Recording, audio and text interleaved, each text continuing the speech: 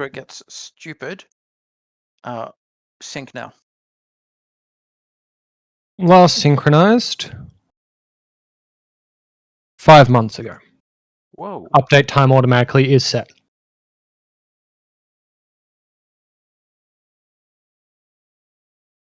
That is so infuriating.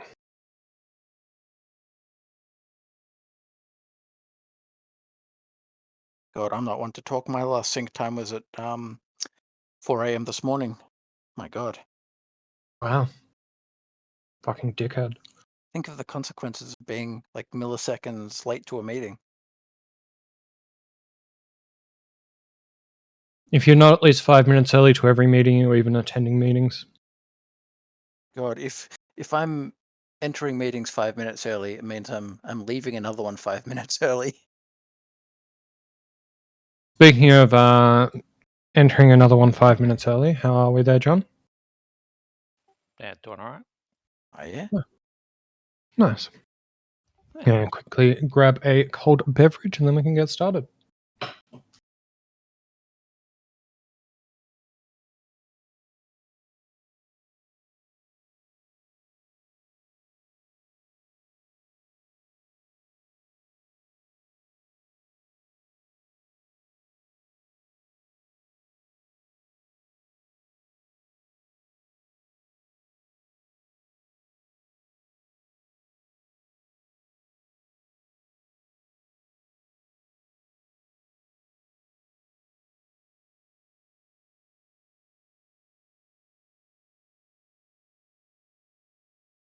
Yeah, how is everyone doing?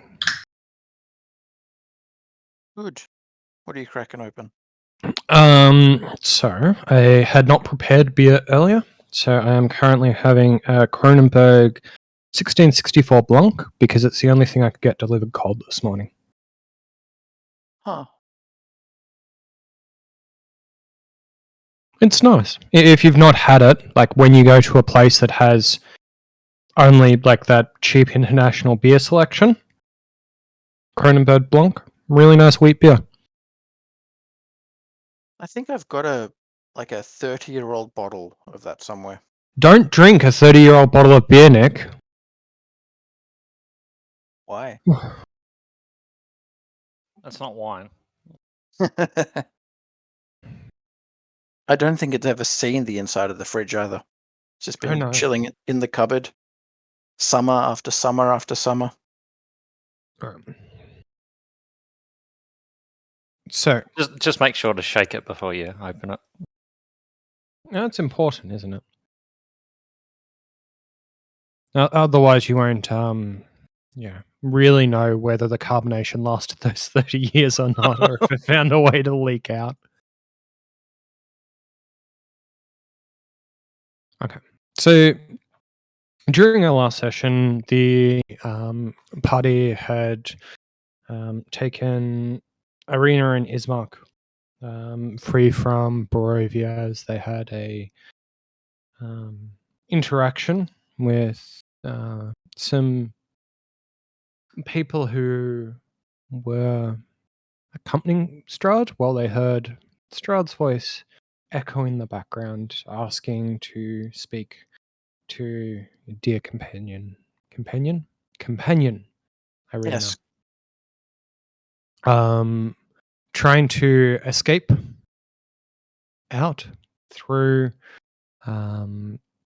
the eastern exit of Borovia. The party found themselves becoming almost suffocated by the fogs that seem to surround the entrance now, making the active decision to try and wrap around the edge, or the northern edge of that forest in the outskirts of Borovia's village and farmland. The party is trying to make its way across to the bridge area so that they can explore further deep and hopefully avoid any sort of detection. Party has been proceeding slowly as to avoid detection and carefully as to not, obviously, make noise and arouse suspicion. As you, as a group, are traversing through that forested area, there is that continuous fog that kind of grips at your ankles. You can't feel it, but you kind of see it pulling around through your steps. Hard to see the floor, the underbrush underneath. Occasionally, a little crack of a twig that you couldn't see echoing through, but commonly unresponded to. There's occasional howls of wolves, the hooting of owls. Even now, during the day, it seems to be dark enough that there are owls about. Cawing of crows seem to be passing overhead. As we kind of continue along the forest, it starts to become more and more difficult to navigate. The fog slowly creeping up more and more, and it becomes difficult to see which direction is the tree line and which direction is deeper into the forest. Slowly, as the party progresses through the forest, the fog starts to consume everyone's vision. You can kind of hear each other call out to try and get a bearing for each other. But as your vision kind of becomes so thick, you can't grab onto the only people that you can that were near you as to not get lost or separated. You find yourself, or we find Garam, Shrock, and Callison huddled together in this fog, trying to find the rest of their parties, calling out for Leon, Jackal, Irina, Ismark, all becoming unresponsive. There appears to be no response. As you guys kind of push your way forward, trying to find where it is that the rest of your party has gone to, you can start to hear what sounds like waves lapping up against a rocky shorefront. The feeling of the ground underneath you has slowly transformed from an underbrush to compacted dirt, and now is almost turned to a stone. As the fog starts to clear, or as that mist starts to clear, you start to make out a large structure on a coastal range. There appears to be a bridge going ahead to what looks to be a small tower by the ocean. This is where we find ourselves today. I would Good say, timing, because moving from that transition directly into, oh my god, my mother-in-law is here. I'll be back in a little minute. oh, What was she doing there? I don't know. She's the devil. She's everywhere. that is quite unfortunate. Yes, the timing is deeply shit. Be right back. Cool. The other thing that I was going to say, given the scenario that we are in, I would say that for the purposes of this session, the mists are leaving you disorientated, leave you feeling long rested. Oh, nice. That's good. It is. I know that we exhausted a lot of things in the last session, but I was also concerned that starting a small session with a smaller group after a day of exhaustive adventuring might not be the most ideal way of starting a session.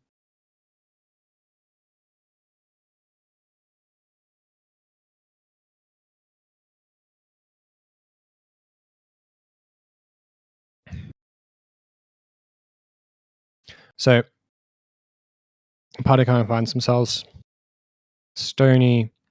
I'm hoping that everything is visible or visible-ish. Yep. Okay. I was just checking Yep. on Nick's token. So we are kind of in an almost moonlit scenario. Still quite overcast. Vision is limited. Behind you to that southern end, where the map conveniently ends, is just a thick blanket of mist.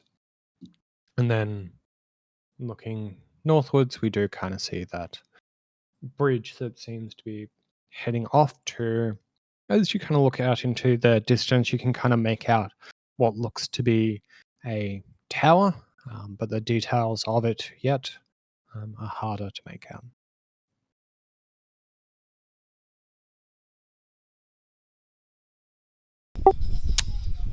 And you've said that there are waves that we can hear? Mm-hmm. So along that ocean, like it feels like an ocean side where the waves are kind of going lapping in and out, in and out, in and out, creating a little bit of white water. Okay, I guess onwards.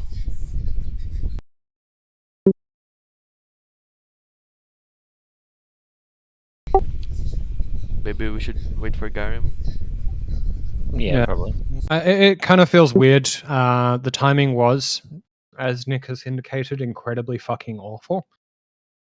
And kind of throws off that initial rhythm, which is, I guess, what his mother-in-law is known for.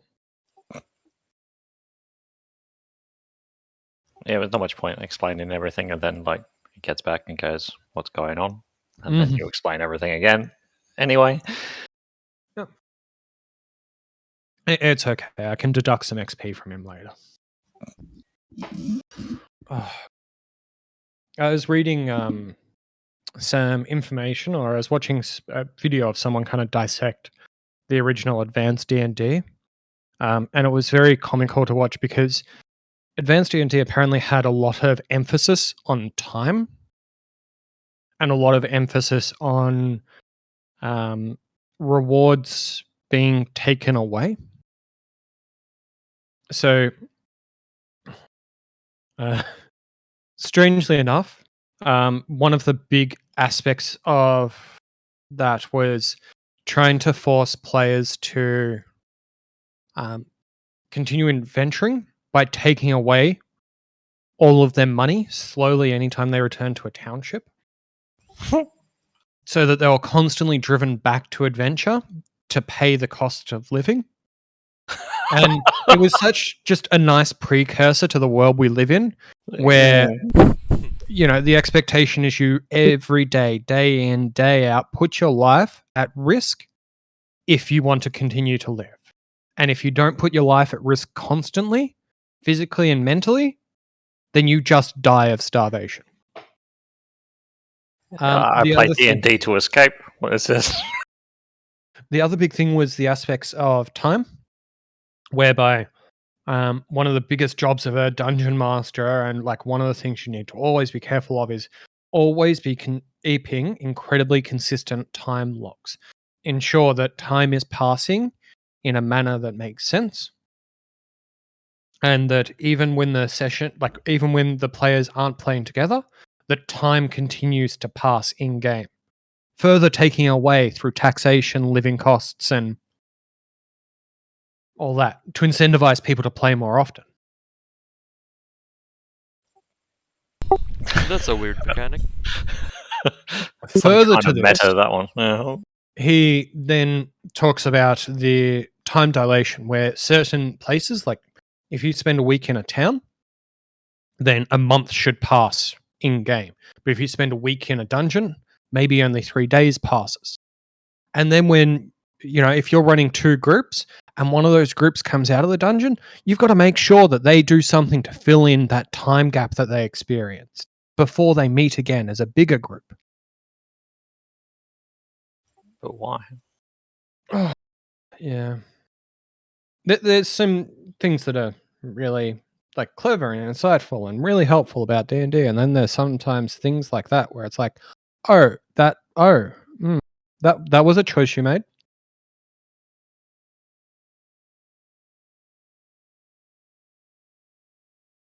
Mm.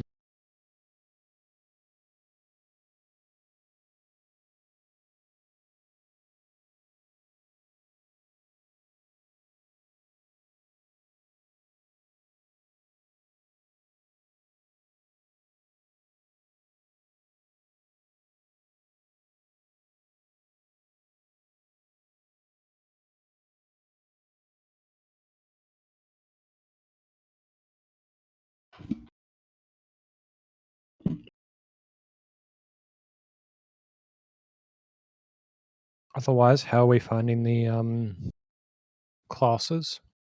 Shrock, are you enjoying playing a bard still? Yeah. I've tried being more combat oriented the past few sessions we had. Goes alright. Kind of is just shouting though.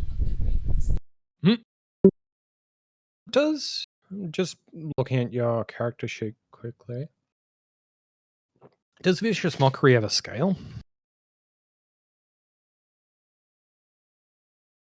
It does. That's one of the.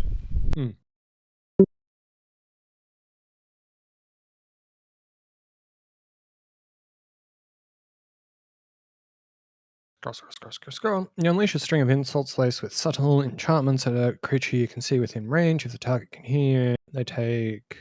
Okay. So 2d4 at 5th, 3d4 at 11th, 4d4 at 17th. Okay. It does feel like slower scaling though.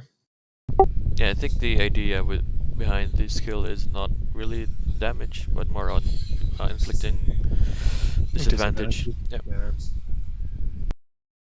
Which is definitely fair enough. What else do you get as cantrips? There's a bud. I think it's pretty light. Mending, Mage Hand, Friends, Dancing Light. Yeah. There isn't a lot of access to like the very heavy hitting cantrip, so it does feel a bit limiting in that regard, I guess. Which college did you end up in? Glamour? Glamour.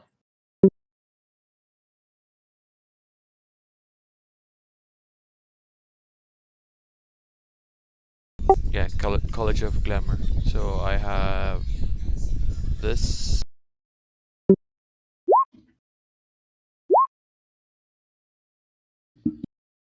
Mm-hmm.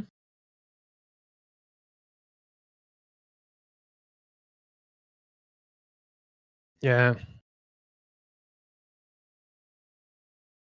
The magical inspiration can be really, really nice.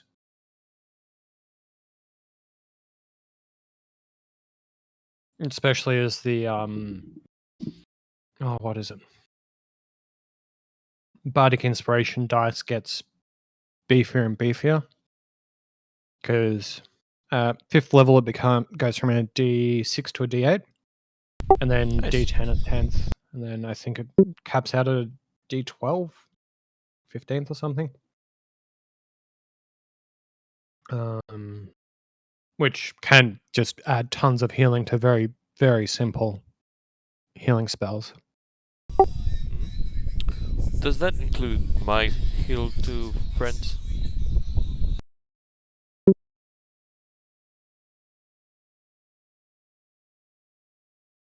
or no?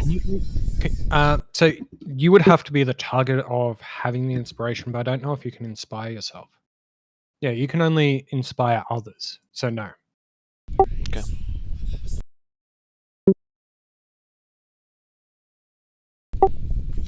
So if Leon heals and he chose to add the magic inspiration, would be good.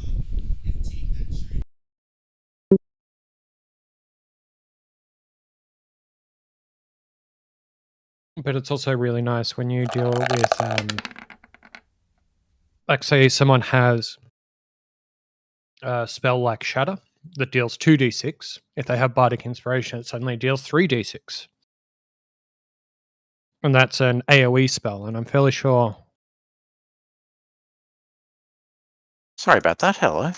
Hey, fairly sure that the magical inspiration can be added to AoE spells as well, which both on a healing front and a damaging front can be quite strong. Which I assume Garum has some.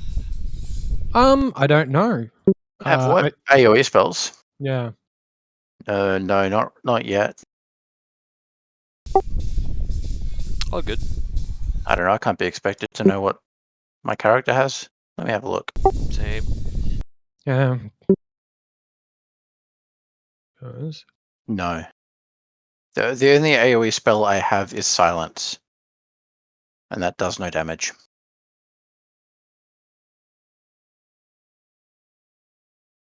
Hmm.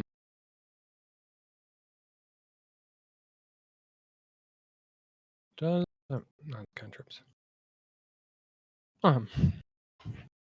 There is definitely things that I think you could pick up later on that would do it if that's where you wanted, but I think you'd probably be waiting for level 5 for Fireball and then just cast Fireball and always be casting Fireball.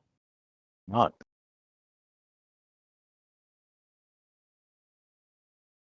Oh. Everything okay with your mother-in-law?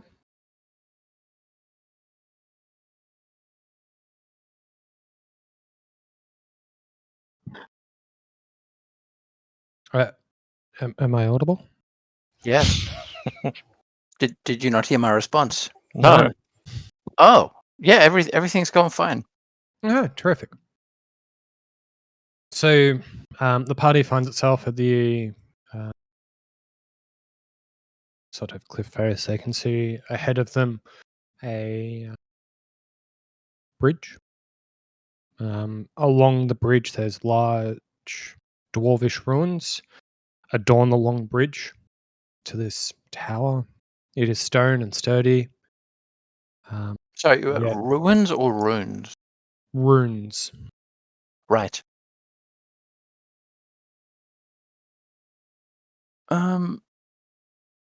That's handy because I don't speak Dwarvish. Mm-hmm.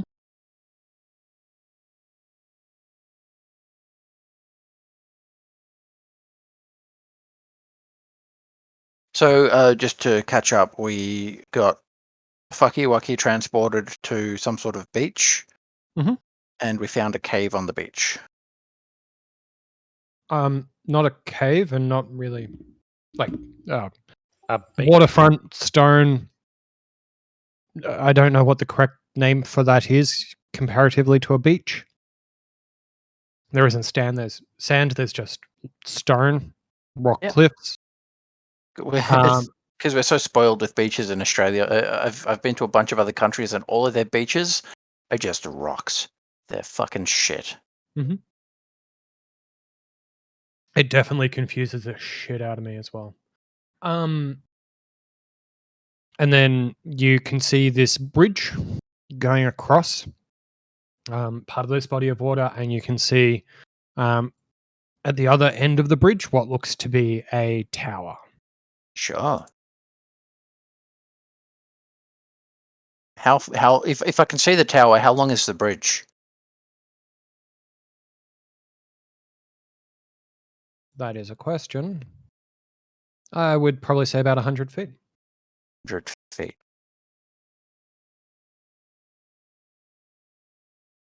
Right.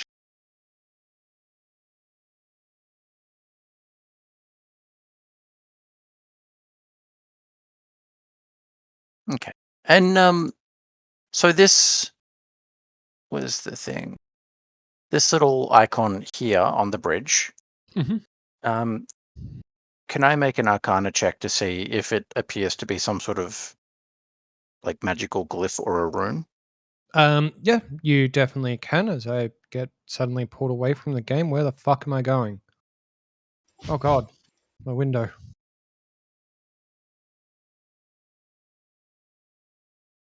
I've done poorly on Arcana. 5.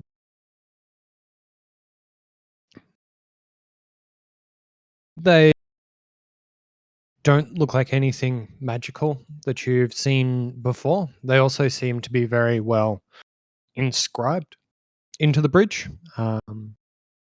You think that they may possibly be more decorative than they are magical?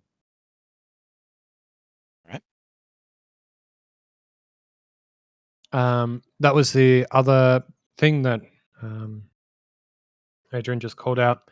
Um, Given the scenario, coming out of those mists, you feel well rested, long rested even. While you're away, I just press the long rest button on your character.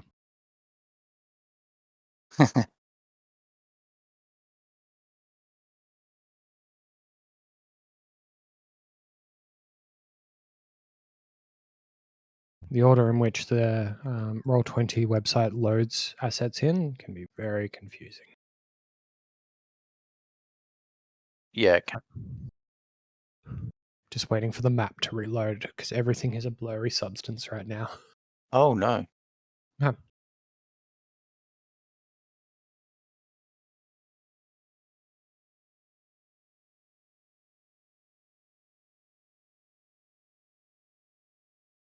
Oh god, that'd be visceral. You are transported to another place. Everything is a substance. Ugh. Is a substance. Yeah, it just makes me think everything is like squishy and sticky and gross. Mm. There is that scent familiar to docks or the sea where like that salty air is kind of lapping about, creating this chilly humidity to it. The Am I ground, saying that right, by the way? Is that ice under the rock? Like, white at water. what is the water? Oh, okay. Yeah. So the water is lapping up against. It feels like it's cold enough for ice to start forming, and even the kind of rocks that you're walking on almost feel like they're starting to build up a slippery substance similar to ice. But right now, you don't feel too much need to push, like to balance yourself to walk. Just can feel quite slippery or mossy at times. Right.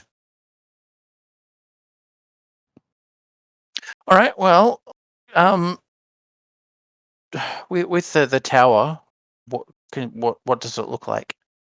Mm, it looks to be about 3 to 4 stories tall. Has some sort of structure on the top of the tower that um, looks to be quite ornamentally made. All right. Alrighty. Well, I guess I'll proceed along the tower. Sorry, along the bridge. Same. Yep, seems like there's I'll move up there. Basically, I'm just going to cross the bridge. Yep. Unless So something happens. as you kind of go across the bridge, the floor can feel slippery at times, but there is the sound of movement at the other end of the bridge. Does the sound of movement sound like? Slow, but heavy, wet footprints on the ground. Okay. A dinosaur. sound of dripping, which is hard to distinguish away from just the other moist and wet sounds of the area. Oh, there's creatures up there. Mm-hmm. You can kind of see right at the edge of that vision where you're standing some sort of fish man abomination. Well, I'll call Dripping out to wet. the fishman abomination. You there? Where are we?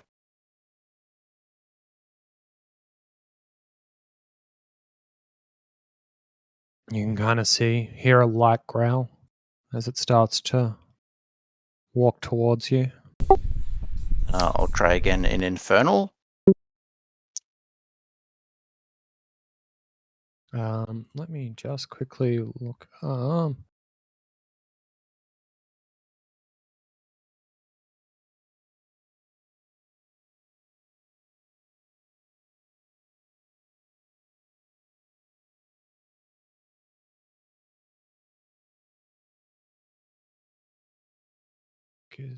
Give me 1 sec to look up.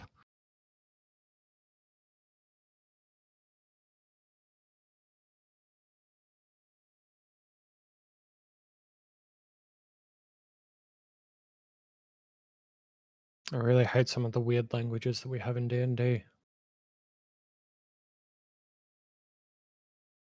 No, does not understand what you're seeing. Right.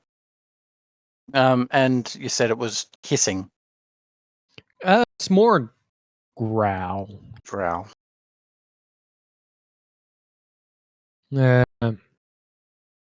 It's almost something diseased about the way they look. Something sick or unwell. The skin on this creature seems to be a bit more translucent and almost slimy looking. Right. What time of day is it here, by the way? So it appears to be nighttime where we are currently. You can kind of see a quarter moon being shrouded by overcast skies. Right. Okay. Hence the low light conditions.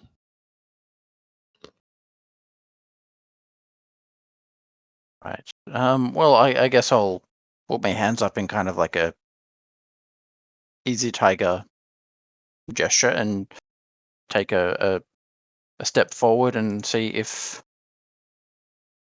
they kind of respond to that. There doesn't seem to be any sort of response. There's this growling and this heavy lurching towards you. I'll turn to my friends and say, what are these? Have you seen these before? No.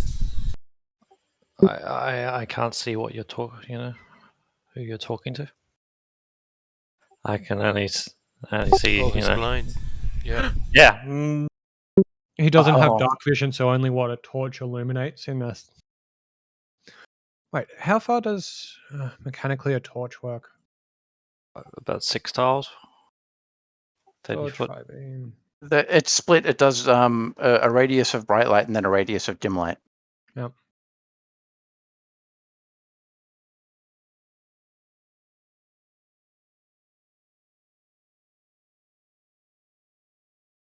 Whoa. That's not right.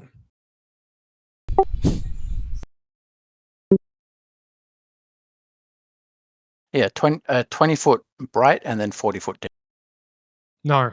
If you do 40-foot dim, it does 20-foot bright and then 40-foot dim past the 20-foot bright. Well, that's a floor with roll 20. It is. So I guess 20/20. It gives you 20/20 vision. Nice. That yellow hue is a bit offensive. Let's Green. not use a hue. Thank you. There you go. fact, the only thing John should be able to see is the color green. Other concepts don't exist because his torch is green fire. Please no.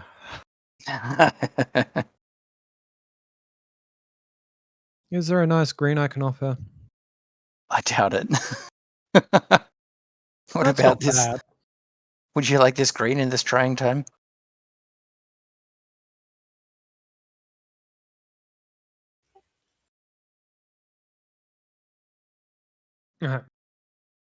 But you kind of can see that little token now, even if it's got a green hue.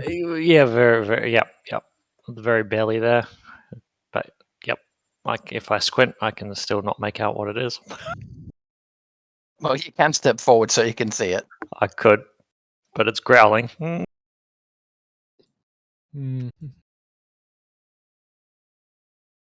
Just because if I actually press show to players, it shows Oh no, things that my we shouldn't vision see. doesn't update with my token. Why? I'm not sure. Well,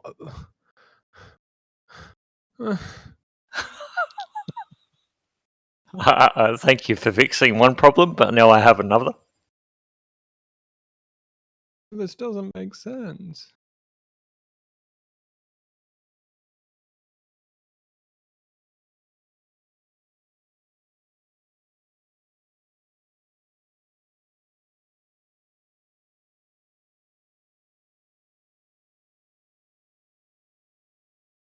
My God, why is it like this? Token emits light, bright light. Okay, I have now a very big radius torch.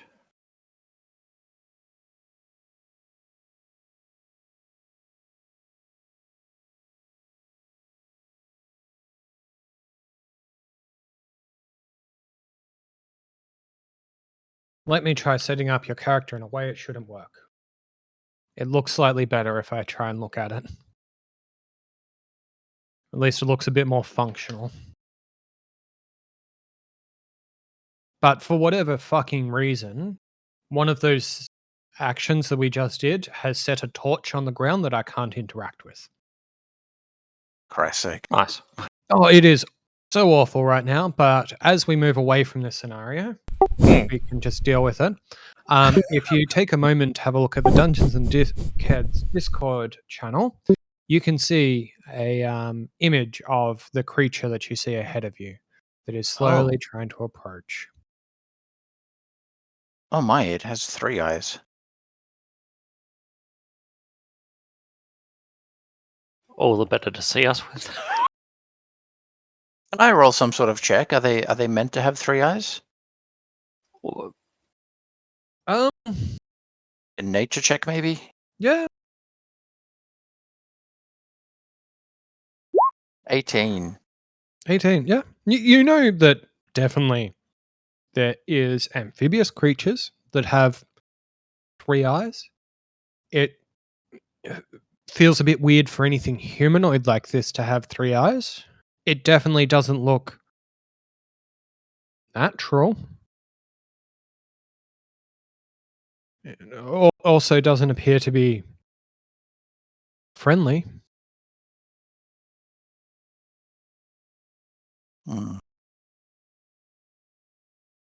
I will ready my crossbow just in case. Under what condition would you like to fire?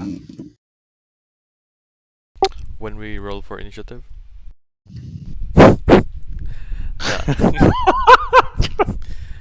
Hang on, was that a ready action to fire, or you're just getting No, it I'm ready for just- use? Yeah, clasping it hard.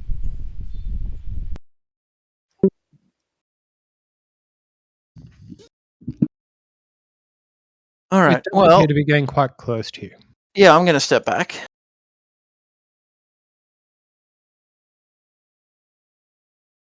I don't think these guys want to say hello.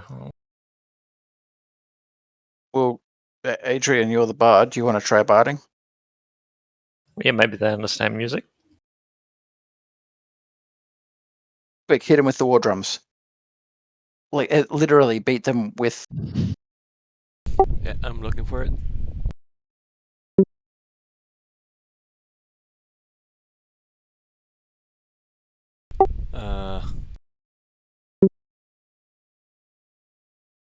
Why can't I use it?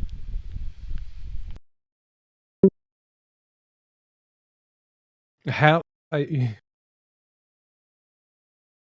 you trying to do? Just give them the horn. Like, stab them with it? No, just No, he's just playing the horn. blow the horn.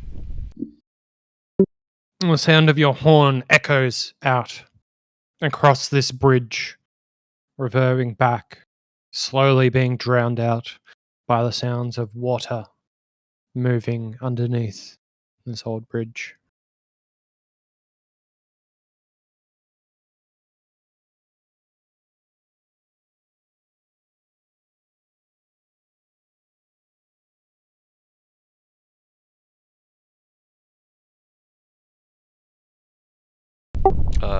It's getting pretty close. It sure is.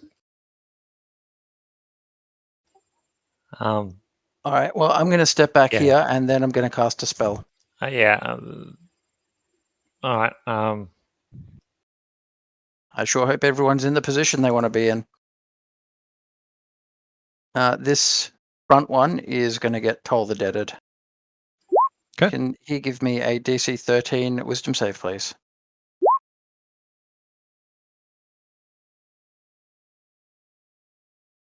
Huh?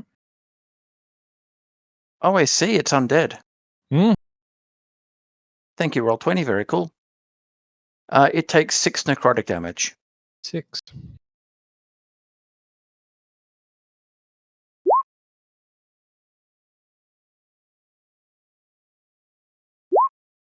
Wow.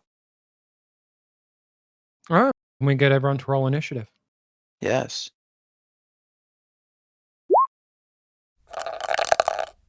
Oh, for fuck's sake. Oh yeah. Oh no.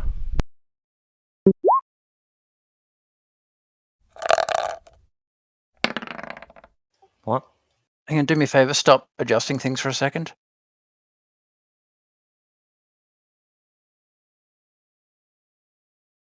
Thank you. Done? Yep, done. Trock, you're up first. No, mine should be 16.16. Okay.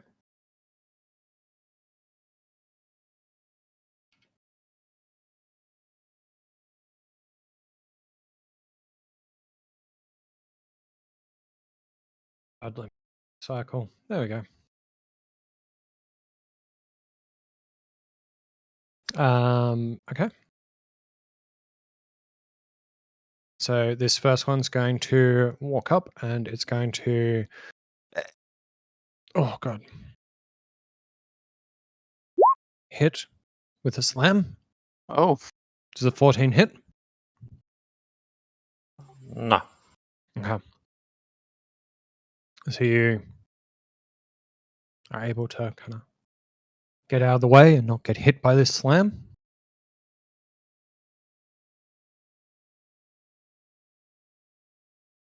Up next is Shrock.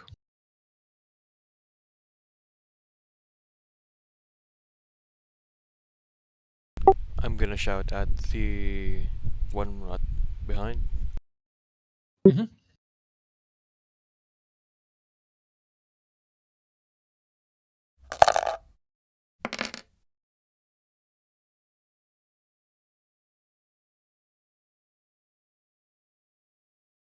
Easy. It's going to take the 1 psychic damage from your vicious mockery. What? Oh yeah. Right. My bad. Then Garum. So the damage that this first one has taken, does it appear to have hurt it much at all? It appears to have shaken off the entirety of the damage from Toll the Dead. Right. That's gross. Am I the only person here that can do radiant damage? I think I am. Mind you, I don't know that that's... It's one weakness, yeah. You can tell that it's undead, though. That's becoming apparent very quickly. Well, that's good because undead things get radianted. Imagine if you had a paladin. I'm gonna go nice and boring and just fuck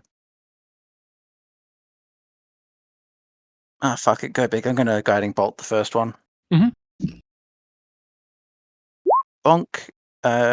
So 24 to hit, Mm-hmm. and then 14 Hit. radiant.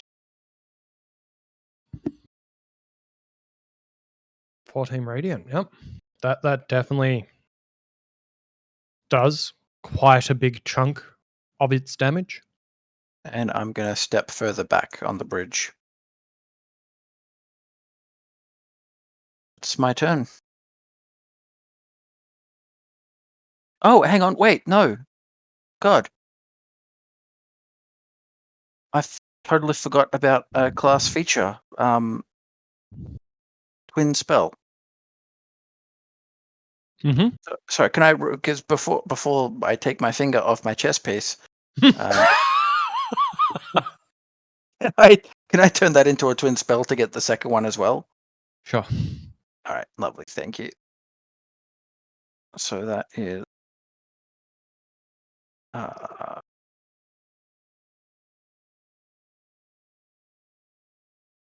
spend a number of sorcery points equal to the spell's level to target a second creature. Now, I don't know with the wording. This is the wording. I'm pretty sure I make the one roll, and the attack and damage applies to both. I don't think I make a second set of rolls.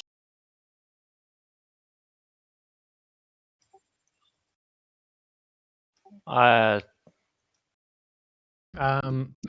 So let's see. It just says you Sage cast the advice same to spell. you. With twin spells, do you roll 1 attack or 2? Come on, Jeremy, tell me the answer. 2. He literally, the entirety of the post is just 2. All right, well, I can do that again The then. fucking disrespect to this cunt.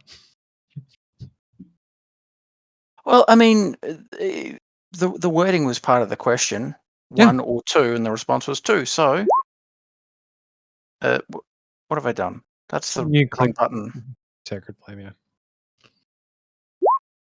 Oh, 22 to hit and 21 radiant damage. God damn. Oh! I need to take that spell away from you, Nick. Oh, this keeps happening. It's a cleric spell on a sorcerer because of my my subclass. That's radiant, so I can't even reduce it. Let's see how I go. Oh.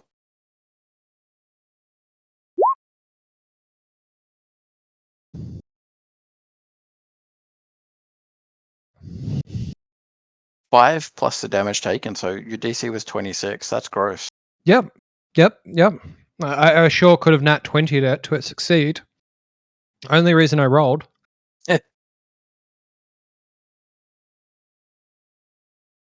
Okay. It's your turn. Fucking love sorcerers. Yeah, I'm done. Kelson, you're up. Huh.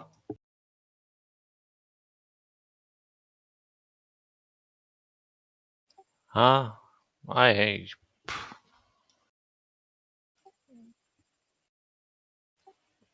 Hmm.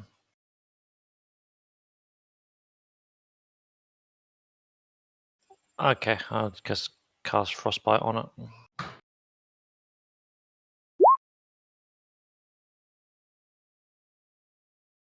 Alright, let me give you a con save.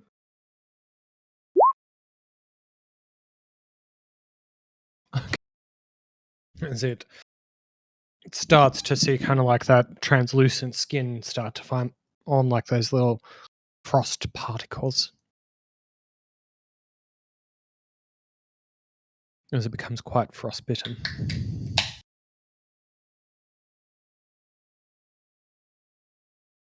So I can move up, right? Without triggering. Correct. Yep, cool. And I'll do that.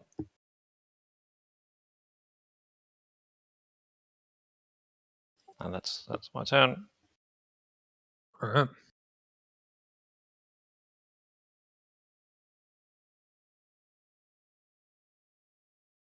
Now on to this. Let me see.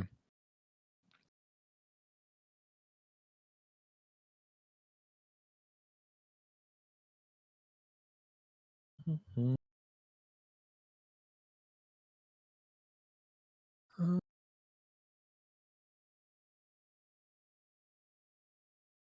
Gonna have to. Okay. It's gonna take a slam attack at you, Callison, but with a 9 not hitting. Unsuccessful.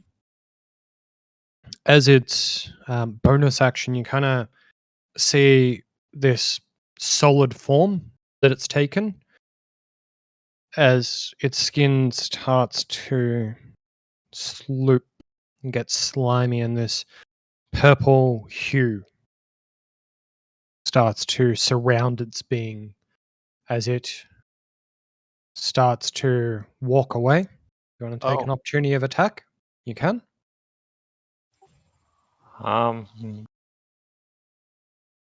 There's Sure. there's no penalty to doing that. It uses your reaction. Yeah. I'm just wondering why it's trying to walk away now. It's like, why is it glowing? But sure, I'll hit it anyway. At a guess, I think it's trying to get in the water. I'll just Well, yeah. What is it? I can only assume it will detonate in a nuclear bomb. Mm-hmm.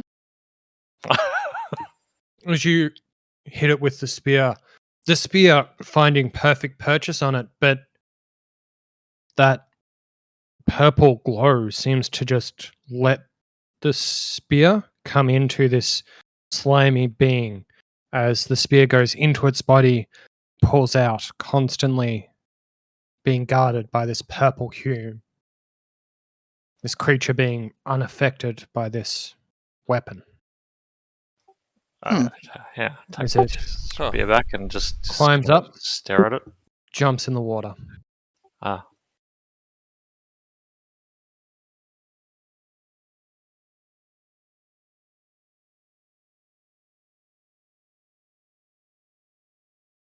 Huh.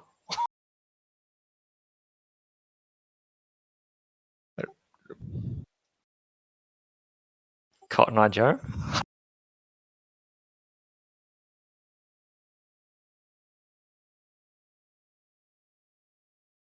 Alright.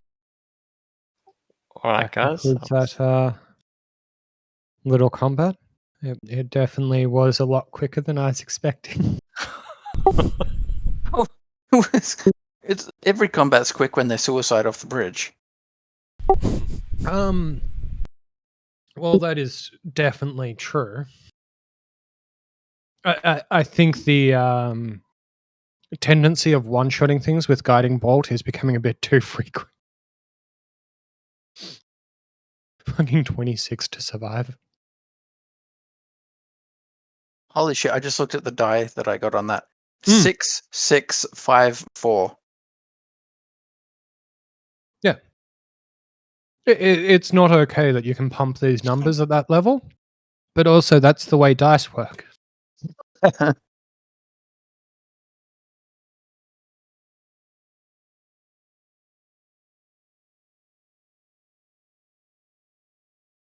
But it's kind of like a paladin fighting something undead. It just kind of...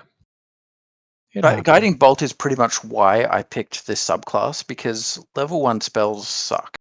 Mhm. And guiding bolt is pretty much, I think, the biggest damage dealing level 1 spell, and I was like, I need that. So I made it work. Basing your entire build off the first 2 levels of the game. All I knew is we were playing Curse of Strahd, and I'm like, right, bring the fire. Definitely a fair consideration. So we kind of find ourselves back on this bridge. I'm gonna move up to this corpse and damn, I don't have mage hand yet. Oh, that sucks. I do. That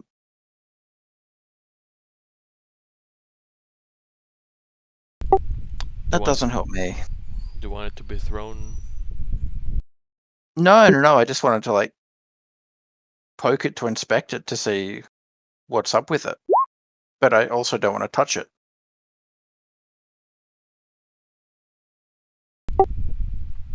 Your mage hand kind of tries to pick it up, moved around to just kind of see.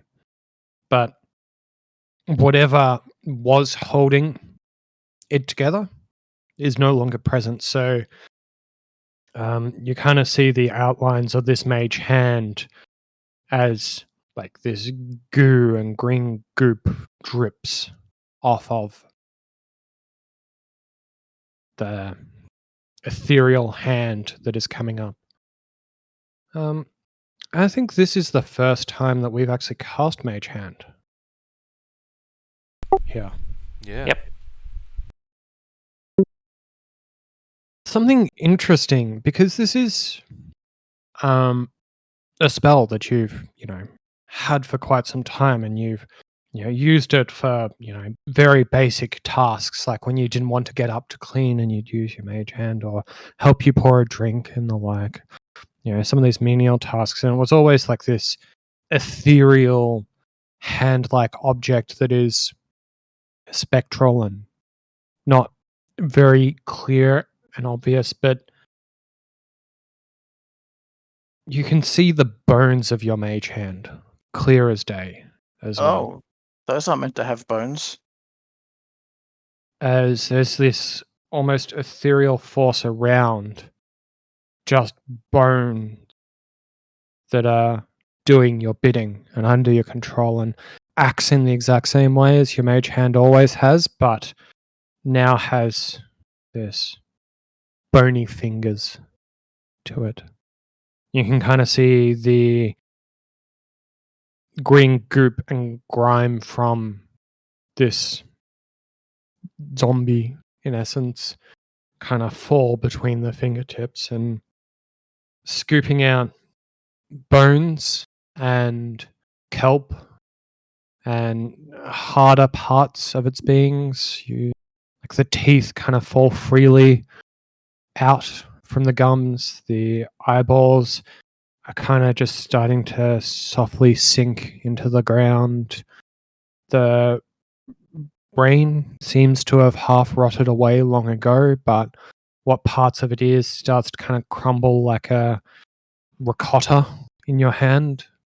And the fins along its back can kind of be picked up, but any attempt to hold them up as one long stretch would cause them to fail under their own weight and start to break apart. Right. So these things are just barely holding on to existence, such as it is. All right. Well, I think we definitely don't want to touch any of it, and I'm going to move up the bridge. I will also immediately remove concentration on the mage hand. The skeleton bones just kind of fade away. Got spooked. As you kind of draw closer to this tower, you can feel not just the kind of drizzle from the ocean water splash around, but also like a light rain start to form and thunder echoing off on the distance. And you see a bolt of lightning illuminate this tower from behind. And as you're now a lot closer and the lightning kind of fills up that silhouette, you can kind of make out that this appears to be a lighthouse that you're approaching. Right. That makes more sense than there just being like a seaside tower. I don't know. Wizards are weird, dude. And I'm going to move further up. I'm going to move to there. Ooh, it's got stairs. Mm-hmm. See, as you approach the entrance to the tower, that there's this staircase leading up to big, heavy stone doors. What else? Call out to Callison to shuffle himself up.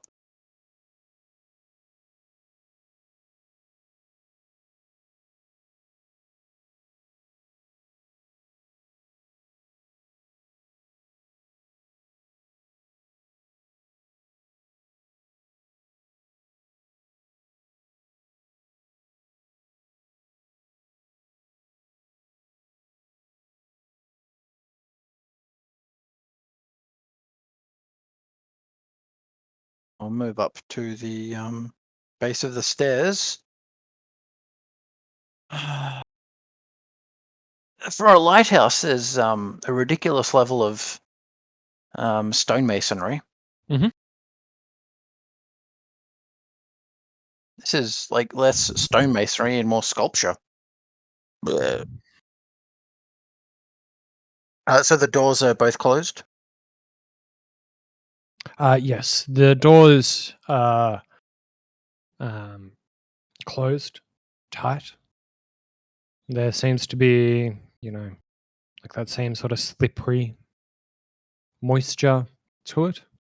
There doesn't Moist. appear to be any knockers. There doesn't appear to be any handles to this. Can I use my mage hand to knock on the door? Of course. Yeah. You can also try just pushing the door. It might be cantilevered. You knock on the door. The sound of bones on stone kind of echo a little, but you don't hear any response. I'm going to turn to the party and say, which one of you said that? Said what? One of you whispered, "Go away now." I didn't use my spell. I'm going to turn back to the door and kind of appraise it. Can I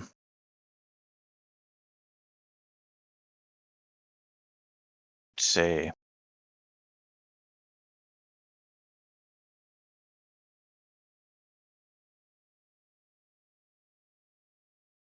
Adrian, do you have detect magic? No. All right. John, do you? Not currently. Sure. I think someone in the tower is telling us to go away.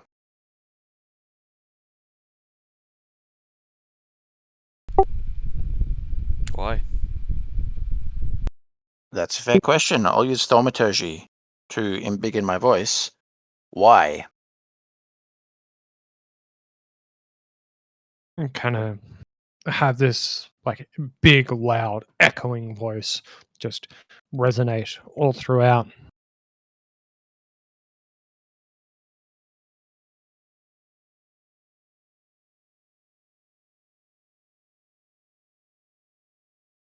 As in my voice? Mhm. Good. Yeah, I ask why.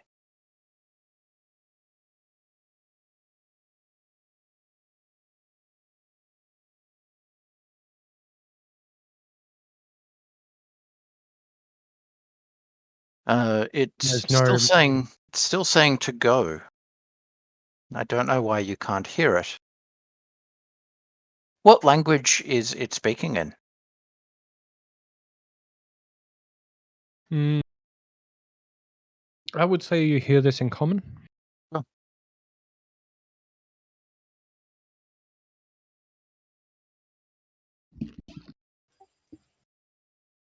I All right. mean, Well, those I'll fish guys, like whoever's in here, is obviously going to be too friendly, so they're probably not going to invite us in for for tea, right? So it makes sense that they want us to go. But Well, there's nowhere else for us to go, right? Like this appears to be the only thing that exists in this little wherever the fuck we are. yeah, So I'm a bit confused about what's happening. So I think if we're going to find any answers, here's a good place. Metagaming, if we continue through Curse of Strahd with this many players down, we're gonna die. So Scott's got us on a little nightmare journey. Or something like that. Yeah. So I figure the way I think out John's is confused of what this nightmare journey is and how do they proceed. I mean, I'm still, like, fish jumpy men out of nowhere, kind of Yeah. like. well, I figure the way out is probably through, so I'm gonna Yeah. move up to the door and push the doors open. You can feel that the doors themselves are kind of like stuck shut. I'm gonna help with my mage hands. That's not gonna help.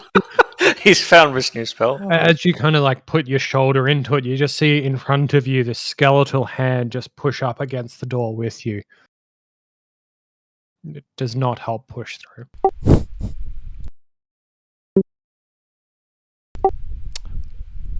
Can I look around with like an investigation check or something? Are there any buttons or apparatus that look like door opening buttons or something? Mm. Perception or investigate? I would say investigation. Perfect. 5. Hmm. I found Yep. it. It's the door. There's obviously nothing obvious around how this door normally opens. There doesn't seem to be anything inherently mechanical about those systems. Okay. Does he know how a door works? Like 5 would indicate like the basic understanding of how these mechanisms will work, so he would know to look for, a lever or buttons. He probably wouldn't be able to understand the intricate way in which the hinges work on the door, but he definitely understands that a door like this might have a lever, which is not present. Feeling bad on a skill check can't make you retarded. Unless it's funny. I'm gonna pull a Dark Souls, Mhm. and I'm gonna move down off the stairs, and I'm gonna see what's around the tower. Same. Is anything on the side of the tower? Is there a chest Looking with a around. key? It's a mimic. The entire tower's a mimic. Yeah.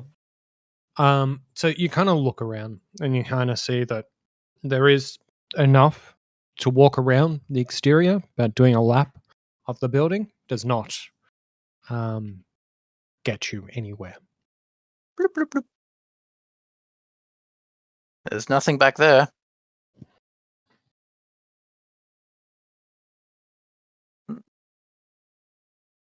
Do any of you speak Dwarvish? Right, not. No. Do any of you have comprehend languages? Nah.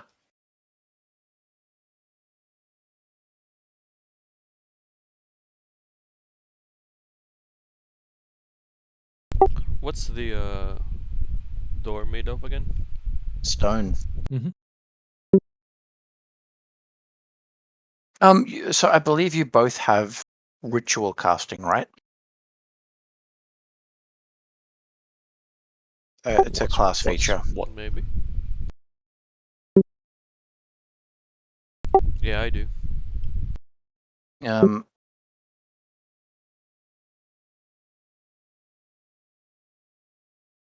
How do I check for ritual casting? it's a like a class feature part of spellcasting. Oh, okay. Um,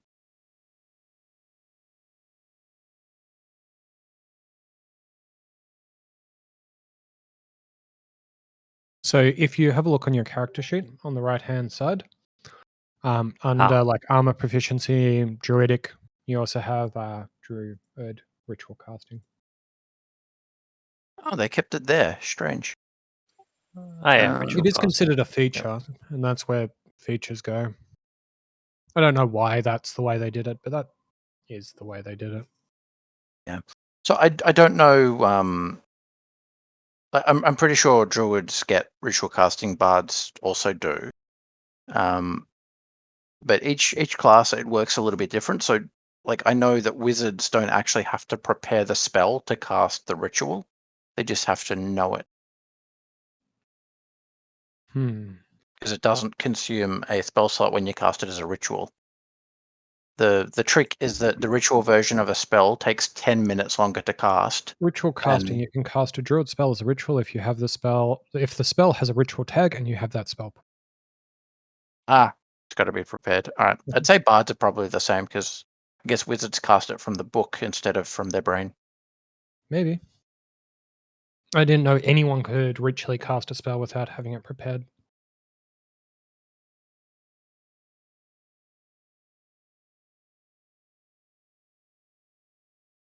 Any bard spell you know as a ritual if that spell has the ritual tag. Right.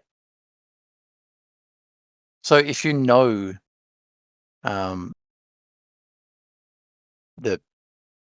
there's not that many ritual spells. It's like identify, detect magic, comprehend languages, I believe.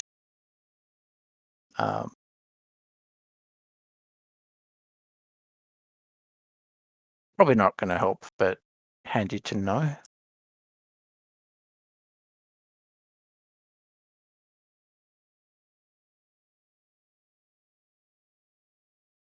And what were you hoping? I was hoping that we could get someone to read the Dwarvish runes.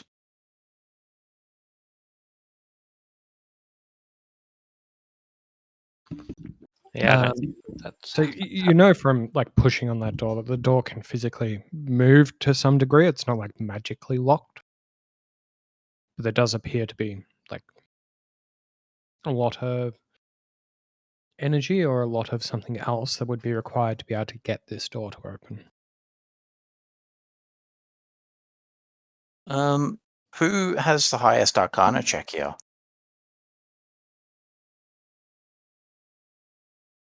The Adrian? 0. Yeah, 0 as well. Perfect. All right. Well, I'll give that a go. 11 Arcana on the door. Does there anything call out as being like hit it with fire magic or something? No, it does appear to be very much a like ornamental sort of architecture to it. It isn't. It's very clearly not anything magical. It's very like symmetrical. It's not symbolic. It's meant to look good, and it does appear to be like the actual rune, not the runes, the like decorative carvings on it appear to go quite deep, which does seem to indicate that the actual thickness of the door would be quite deep and heavy. Right.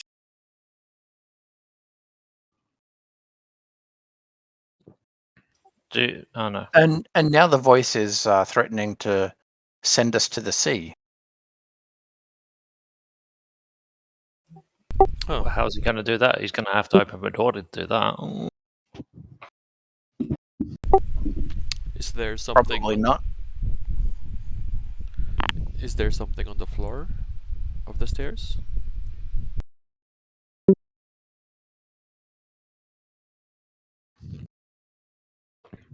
Does appear to be quite normal carvings. It does appear that a lot of workmanship has gone into this space, but it has not been maintained as there's cracks in various parts of this stonework. It's slowly being damaged by the water, the ages. And there's no triggering mechanisms that can be found on the floor.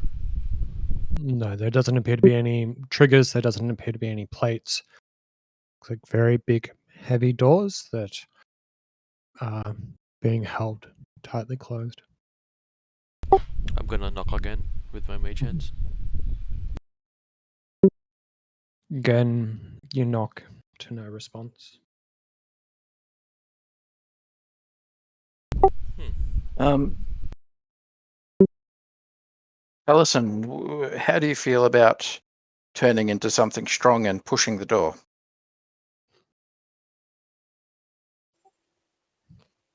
Sure. Do you have anything in mind? Uh, no. What can you turn into that is strong?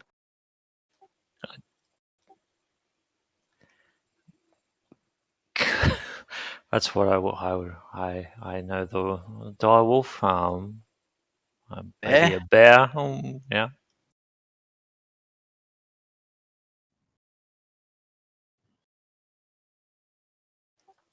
Now I need to find the.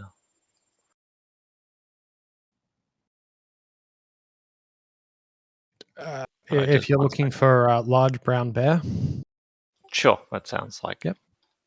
+4 to strength. suitable. Yeah, you become a large bear if that's what you're aiming for. Sure. Terrific.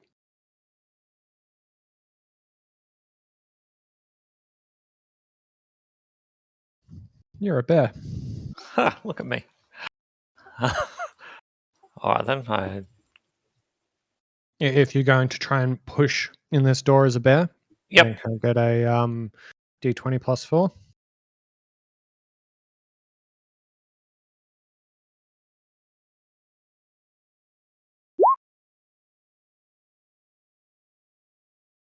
Kind of go up, big, bulky, heavy bear, putting your paws up and just kind of pushing hard on the doors. There's almost a snapping noise as the doors swing open, but slowly get caught by the floor, opening up into space of the next room. All we had to do was try.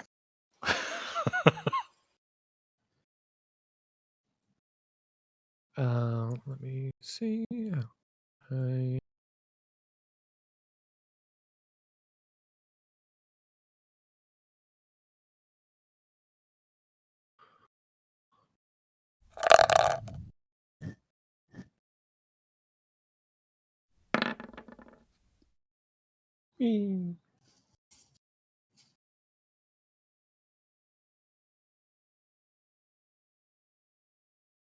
you make your first steps within the old lighthouse to deafening silence.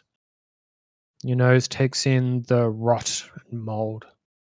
Thousands of years have come over this structure. On the ground, you see long dried blood, as well as 2 or 3 bodies on the ground, turned to skeleton or to dust. Who knows what else is here? Weren't there movements just a few moments ago? That was the mermen, or whatever they were. No, I mean when I tried first time knocking the door on. Weren't there movements? Not that you're aware of. Okay.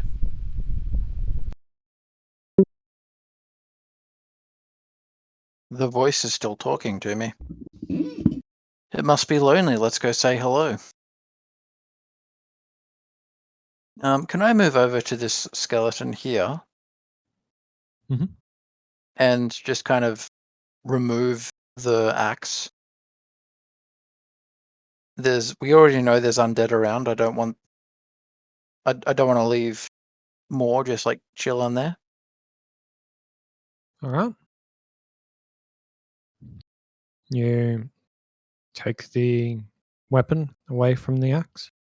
From the skeletal remains of whatever was here. And I'll use the axe to just kind of, I don't know, crack the skull open or something. I'm sick of these fuckers getting back up. You're the one who makes them fucking get back up. Well, I could control that one. Can you make an attack roll against Oh, the skeleton? Yeah, I guess I'll just use mace because it's good enough. 13 to hit. I don't actually have a mace. It was just already there from. Mm-hmm. Okay. How do I want to handle this? Let me just check something.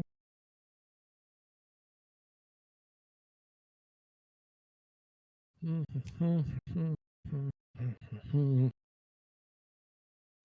was 1d6 anyway, so 3 damage. What's your strength?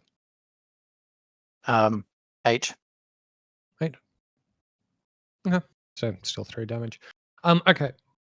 You kind of crack the skull of this skeletal remains with its own axe, and kind of chip part of that skull. Yeah, well, I'll just keep As doing it. you chip that skull, you notice that the remains start to form up. Oh, in that case, I immediately cast Sacred Flame. surprised you didn't cast Guiding Bolt. And it's I not don't- the only remains that start forming up as you. Ah. Well, at least I have it stupid, whatever it had. Mhm. Yeah. Correct. Now I You now should just have like. it stupid whatever it had. Now it should punch me to death. It's a fucking undead monk. It's got 5 player levels in Monk. As you watch these things start to form up, I think Shrock's already picked up on it. Can we see some initiative? Oh, he did initiative as soon as we were inside.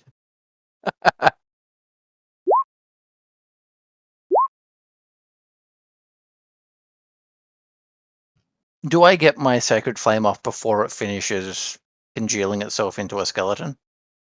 I will give you guys a round of attack. Yay. So the first person to act, I would say, Carlson.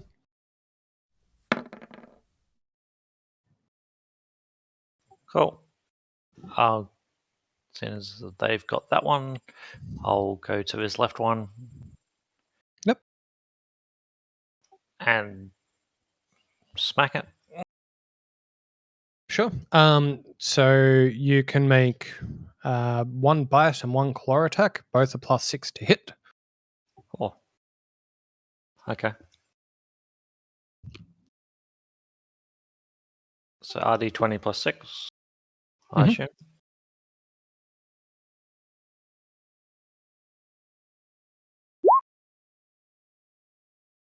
Do I roll the like hit rolls first for both of them, or should I roll Whichever damage? you would prefer, if you want to roll damage or if you just want to keep attacking this one thing. So the bite's 1d8 plus 4, the claws are 2d6 plus 4, and you make 1 of each attack roll. Okay, so yep.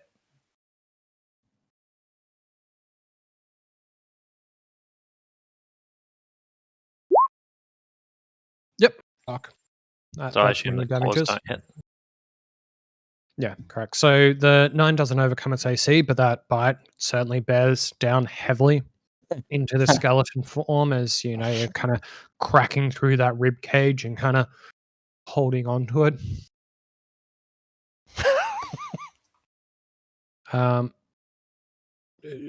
First Shrock. Oh, so the target that Callison attacked is still up? Yes, but barely. Okay, I'm gonna finish it with a crossbow bolt. Sorry, short bow. Mm-hmm.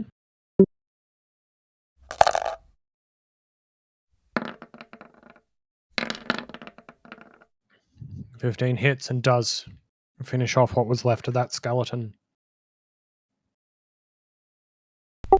And that's me. Cool. What is this?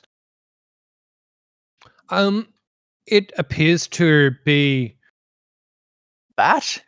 yeah, appears to be some sort of bat. Very fucking big bat. And it's like, it's also skeletal. Partially. It looks like its form doesn't quite resemble that of a bat. It looks too white to be a bat, and a lot of its form is just showing its skeleton. But then there's kind of patches of various skin that is showing.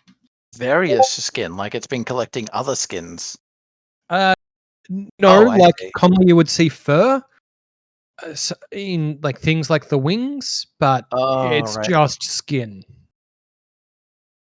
All right. Well, he's getting the bonk. Sacred Flame. Can I get a DC 13 Dex save from it, please? Oh yeah, you got that. You got that. Just plenty fine. Mm-hmm. In bat. He's a quick bat. That is my turn. Unfortunately done. Amazing.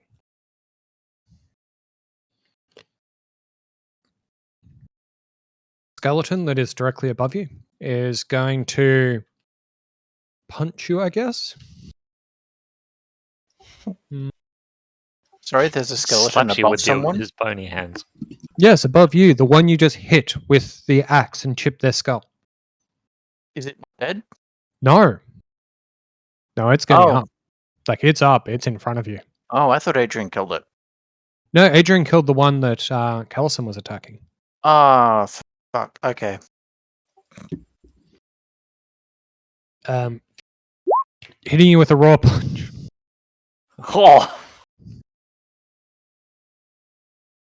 Oh, God. Is that just 2 damage? Yeah. Yeah, it's just 2 flat damage on a nat Is that- 20. wow. It's because it doesn't have a weapon. It's Yeah. disarmed. Wow. It would have normally been 1d6 plus 2 damage, but its strength is plus 0 because it doesn't have muscles anymore. And like fist weapons are 1 plus strength. Or And I think that, 1d1 plus strength. and not that it matters here, but I think unless you have the unarmed combat feature, whatever, I think it's always permanently non-lethal as well, which is funny. Yeah. Like, Huh. okay. I don't know. It doesn't really matter. Yeah. Get fucked, zombie boy. Thank you, Baldur's Gate 3 for teaching me that little trick.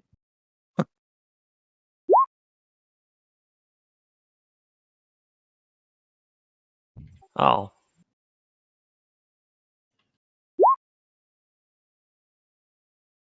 Huh.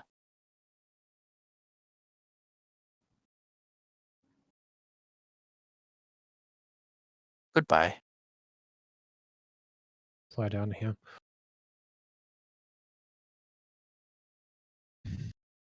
What on earth is it doing?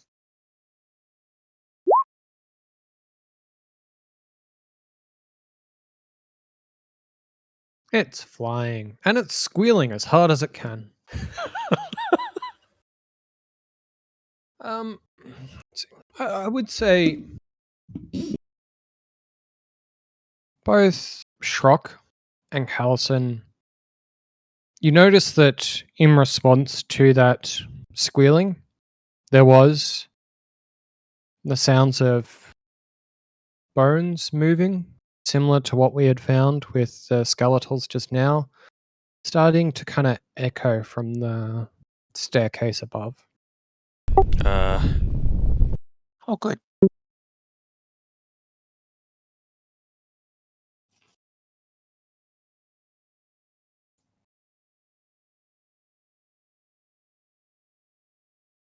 So we move on, Kelson.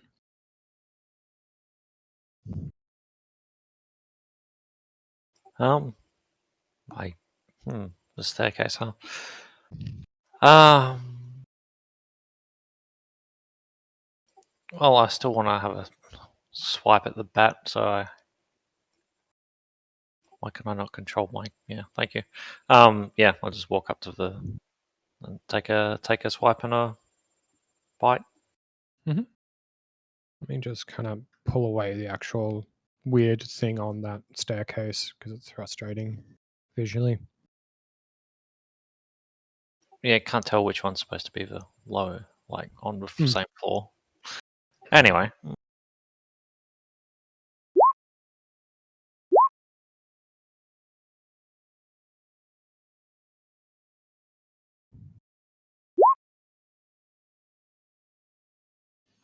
I could not remember what the damage roll for the claws was. 2d6 plus 4.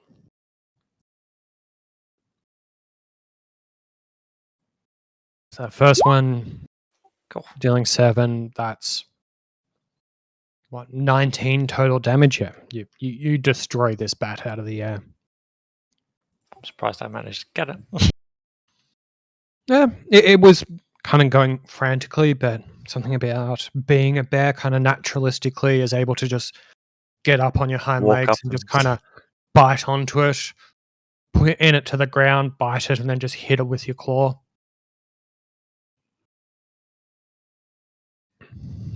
All right then. Oh, can I still move if I have movement points left, or is that? Yep. So you would have, what, 5, 10, 15? You'd have 15 points left. So I guess I just move to the base of the stairs, whichever one. Those, I suppose it. Yep, sure, that'll do. Thank you. No problem. Let me move you so you can see your own space. Everything still seems to have that weird hue on you. Maybe it's something else. I don't know. Oh, that's because you're Yeah, it's a bit emitting weird. light. So the difference between the light you're emitting that people can kind of still see and your actual vision. Okay. Shock.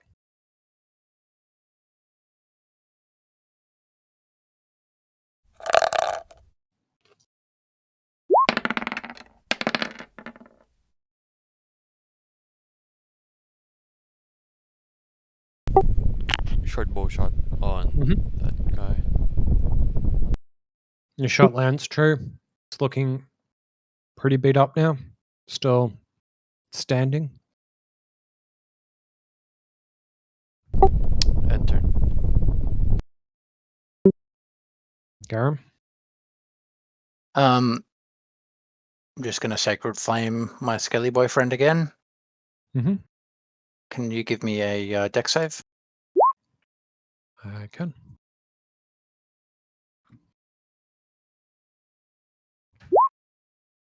Perfect. No. He takes 4 radiant damage.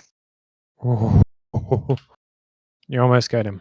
Ah, He's barely on his feet still. But he's still standing. Don't. Sorry, I'm trying to remember. Really dead. He's gonna take a hit back at you. 8. I'm assuming does not hit. that's a miss. All right. Dead. Callison.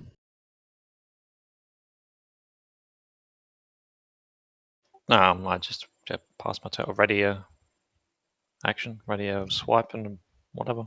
A bite and a swipe. If anything comes down the stairs. Truck.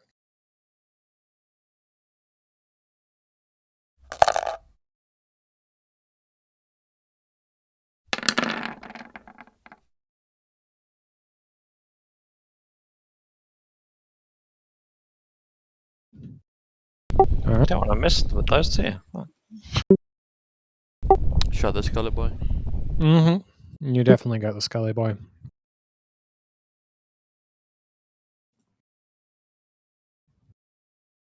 Hooray. As it turns back to the pile of bones that it was first attacked in.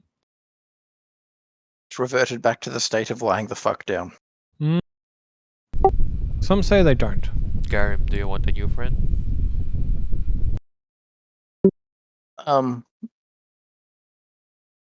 Don't you have the whistle? Oh, that's still got like half a week before it works again. Shame. Okay.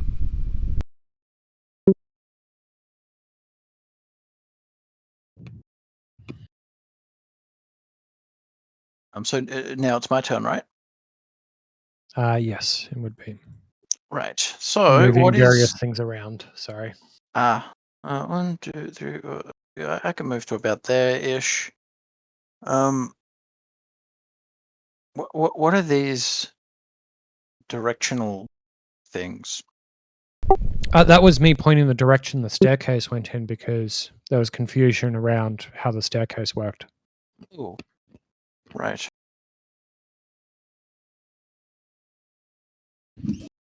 Right. I'm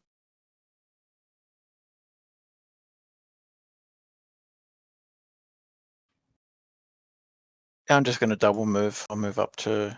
Actually, no, I won't. I'll cast a spell and turn on Mage Armor. Oh, look at you go. Good. The spell tax is real. There goes a spell slot.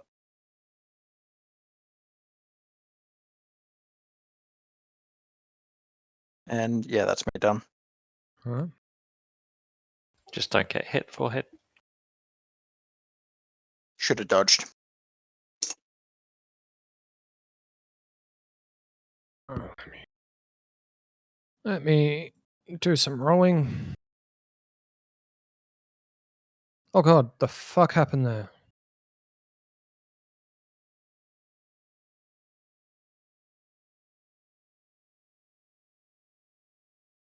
Oh my god. This fucking game. I tell you what, guys. Fucking, I press certain buttons and I just fucking lose all of my tokens. What? Ugh. Okay. Okay, no.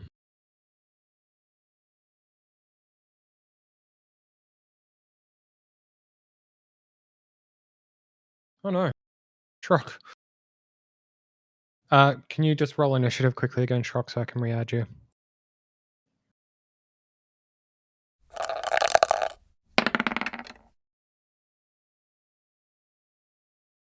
Thank you. See, macro. Why? Okay, there they go. There we go. I think I've got the thing solved that no one can see me struggle with.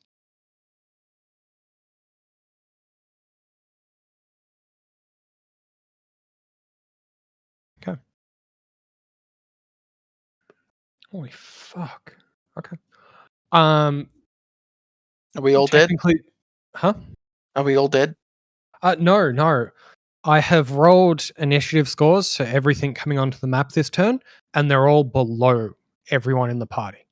Hmm. So instead of them kind of cycling and mixing in as we go through everyone's turn, they all make their movements after everyone's had their go this turn. Hmm. Anyway, Carlson.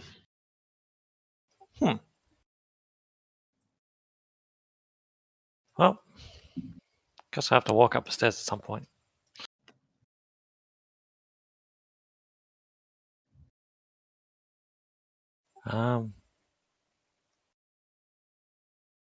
Sure. Still can't move the wolf token. I mean the bear token. So I guess I'll move up 30 feet up the stairs as best I can. So 10, 20, 25, 30. Yeah. Yep. Okay. And then, I'm assuming you're just going to attack the first thing you see. Yeah. Terrific then. Truck. Gonna follow. Mhm.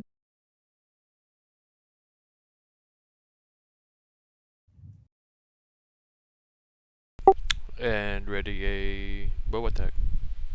Perfect. Garum. Okie dokie.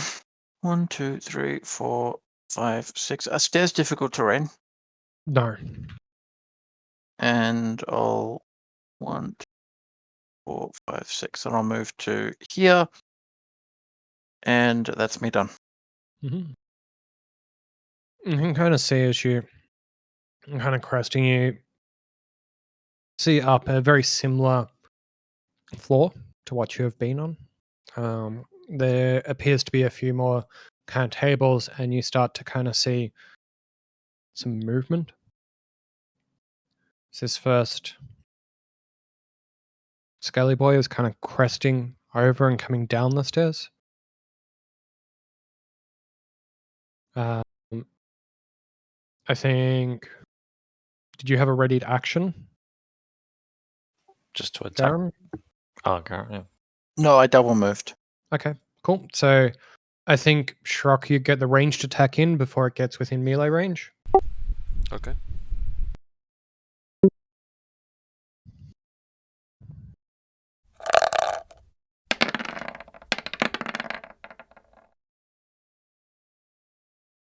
Fortunately, I don't think a 10 would hit. No, unfortunately. The arrow flings wide. It comes down, and you want to make your claw attack.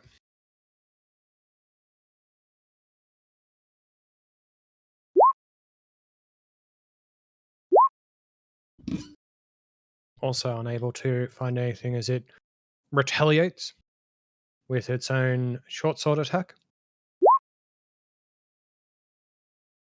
Likewise unable to find purchase.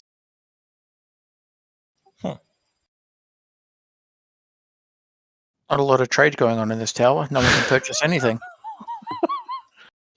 As another one of the bats comes in through that front door. Oh, Oh, we haven't closed it. no, we did not.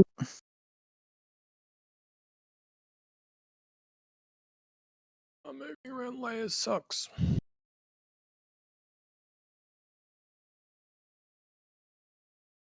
Another skeleton coming down.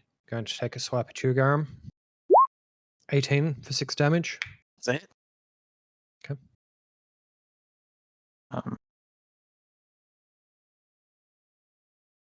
I'm on 9 hit points.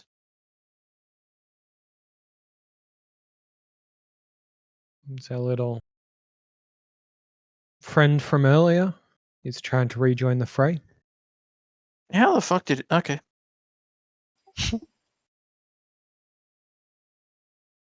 He is one speedy climber.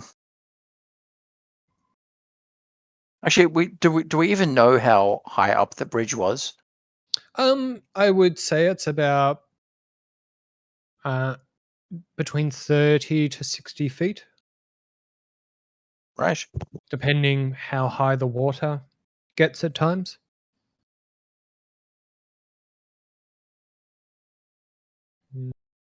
So he'll probably stay up there and try and hit the bear. 19 for 5.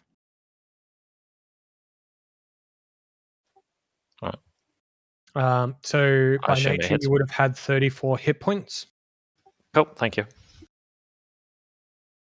So 29.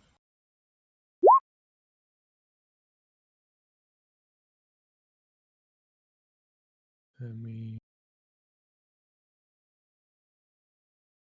have the last guy on one coming down. Let me see.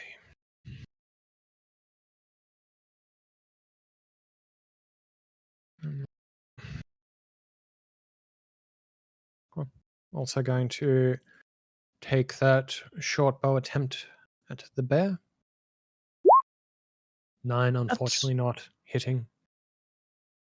That's a Callison. very many group of skeletons. Mhm. Oh.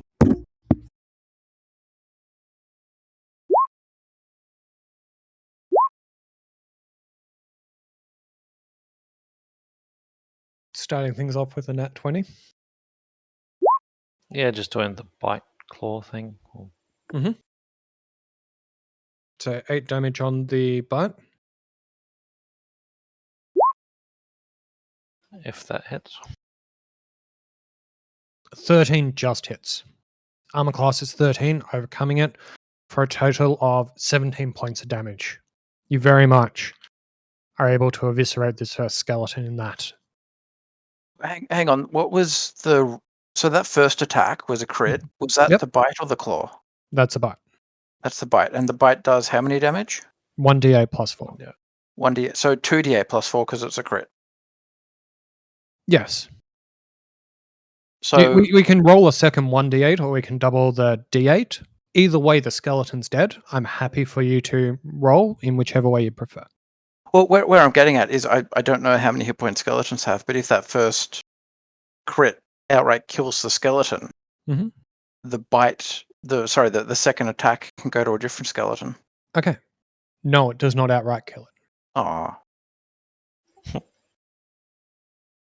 Actually, no. If it is an 8 on a 1d8, yes, it would.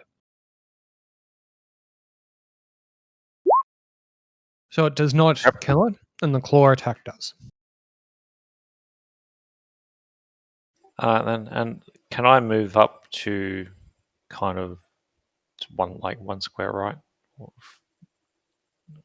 Um, no. no. Nah. In order to take up the same space as a friendly creature, you have to be 2 size categories bigger. What? Because you Why at the does that moment, work? so regular people are medium sized. You're a bear, Yeah. so you're large. The Yeah. next size up is huge. So you would have to be huge, Why would I which have is to be bigger to then take up less space? it's because if you want to take the same space as an ally, you have to be 2 sizes bigger. So you can't move to the right because I'm in the way. You might be able to find a way to move past each other, but in a combat scenario, you're kind of a bit stuck, especially with the staircase as well being less than 10 feet wide. It's already a bit of a Bit of a stretch for a squeeze. bear this size to actually get into this staircase. Yep. Fair enough.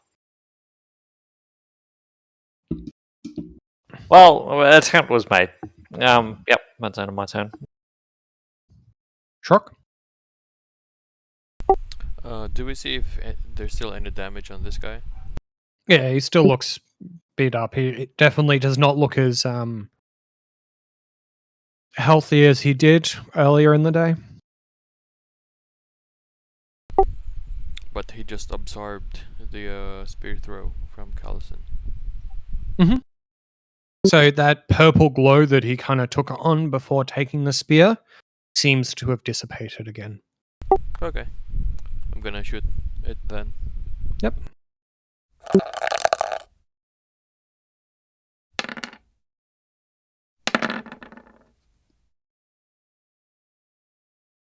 Alright. So it's going to. It's got to overcome at 10. No.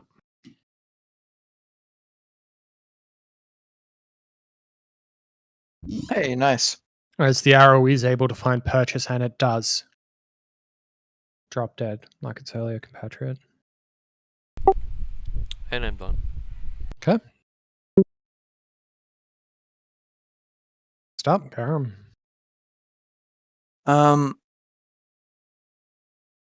I am running out of spell slots, but I'm going to do the same thing again. I'm going to twin spell Guiding Bolt. Mhm. So that's going to go for this guy, and I'll also go for Yeah, that one as well. Mhm. The two on the right. Mhm. Let's go. So first attack, bonk. I am going to trigger my favored by the gods. Okay. So 2d4. Be right back. Cool. 2d4 be right back damage.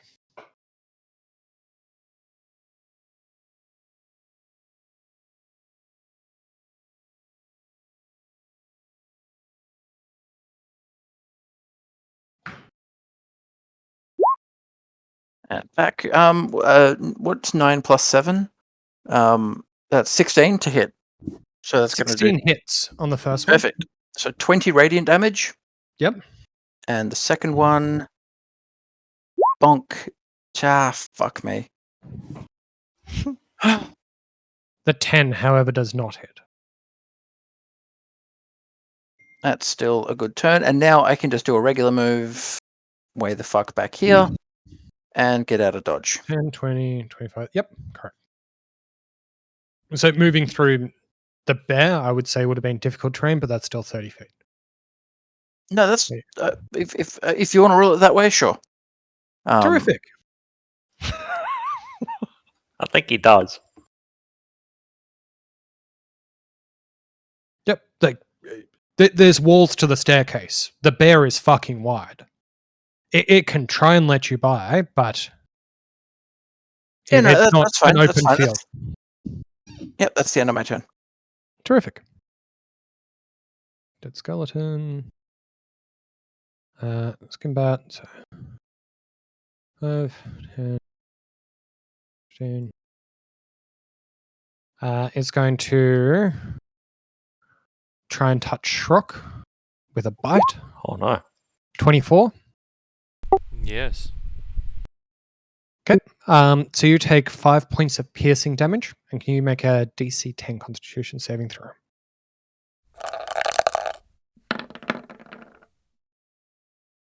I can. You're fine.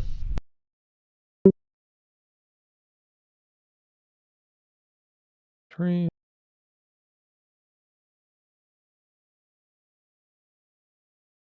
Okay. Next up is the skeleton. So it's going to come up and try and take a slash at the bear. 21 to hit for 8.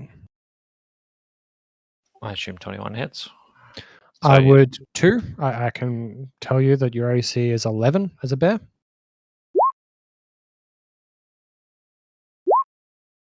Correct. Other skeleton, which just going to move that dead skeleton there for ease of visuals. Also going to attack with its short sword against you. 18 again hits for 7 points of damage. Perfect. All right. Carlson, you're up to retaliate. sure, I'll just do the bite / combo as it seems to be working effectively. So the one above or below? Above.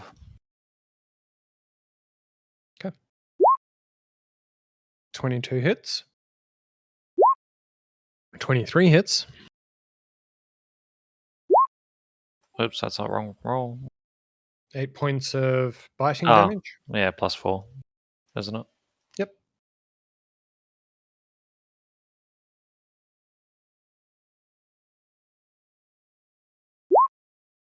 Yep. Yep. 17 points of damage total. Again, very much able to break through one of these skeletons. Get back, skeletons. Fucking stupid skeleton cunt. All right. Shrock. Yep. Okay. Gonna try to stab this bat.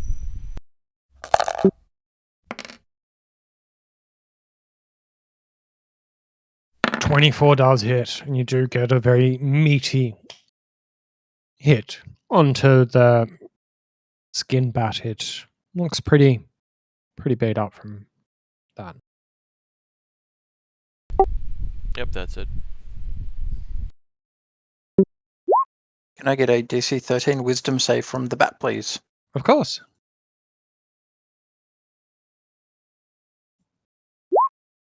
Aha! It takes 6 necrotic damage. That's enough. Before this bat also gets let out its screech to kill allies, it also falls down. I'm going to toll the dead directly in its stupid ears. Get fucking screeched on, cunt. Don't bring Just a bat. after the dagger just kind of holds it there for a second, a little bell ding. That's what you get for bringing a bat to a battle.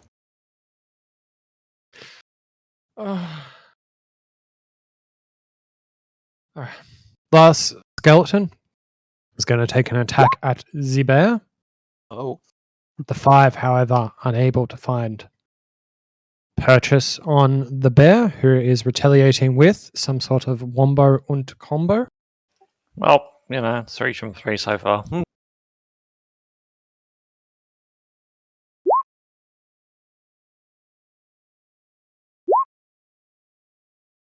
Yep, both hit.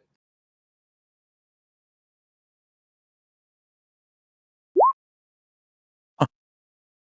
5. 19 damage is the most you've done in a bear strike so far. And again, more than enough to break through yet another skelly. As the last skeleton falls and you take a moment to breathe, there is a silence that kind of ushers over you all.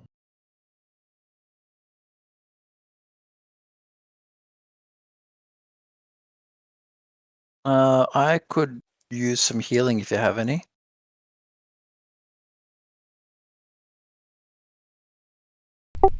Sure. And do you have any area heals? I don't think you do yet. No. All right. Oh, lovely. Thank you. I'm 1 point from full. Perfect. You're welcome. And how many hit points down is Mr. Bear? Oh, quite a few. Probably. About 20. 20. All right. Now it's my turn. I walk up to the bear and I skin every bear. 10 healing. What? Why is it? Because I cast it as a 2nd level spell, so it does the Okay. initial. Excuse Yeah, me? I clicked show spell description. It doesn't work. I'm sorry. Thank you. I also don't know why it doesn't work. So if you cast it as a 2nd level spell, wouldn't it just be an additional D8 of healing?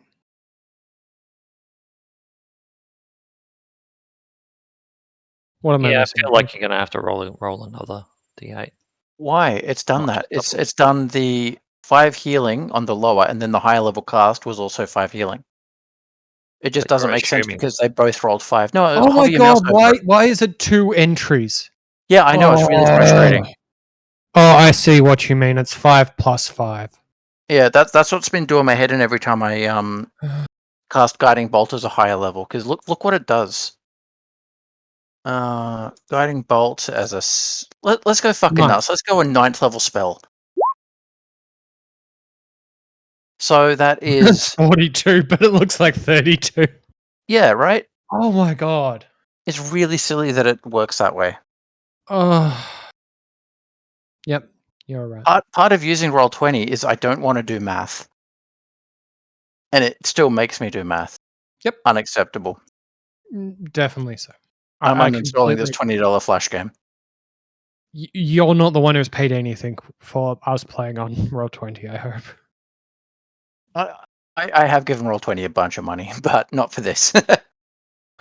I feel like I might beat you out, but that's Probably. fine. Let us continue. So there's this kind of silence that returns to this space. And the voice is still talking to me. It's insisting I will die here. Therefore, Mr. Bear, please carve our way up. Sure, I'll walk up the stairs as a bear. As a bear, I assume I still cannot talk, so I'll just grunt. And I assume all we hear is grrrr, like just Chewbacca noises. that works. Yes.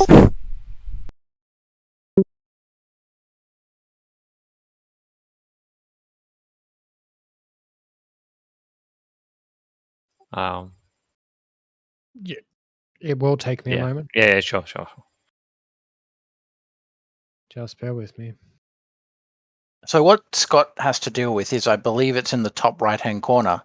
There's like 3 or 4 additional buttons he's got, and he can actually adjust the map we're on and the layer that he's working on, because each map has like 3 separate layers. 4. 4? Oh, lovely. And swapping between those layers is ridiculous. Mhm. All right, so new level. You make your Can, first steps within. Nope, that's first floor. Second floor. You arrive on the second floor, where you find various tables with logs, paper, maps, and many other things. The smell of dust and mold is almost unbearable as you kind of start to acclimatize yourself to this space. and I'm guessing these skeletons aren't here because they got summoned downstairs? These skeletons are part of the map layer, so I can't physically move them down, unfortunately. So these are the same skeletons that would have been triggered if you had Yep. have come up here. Yep, lovely. Yeah, this was the original level the skeletons were first going to trigger on.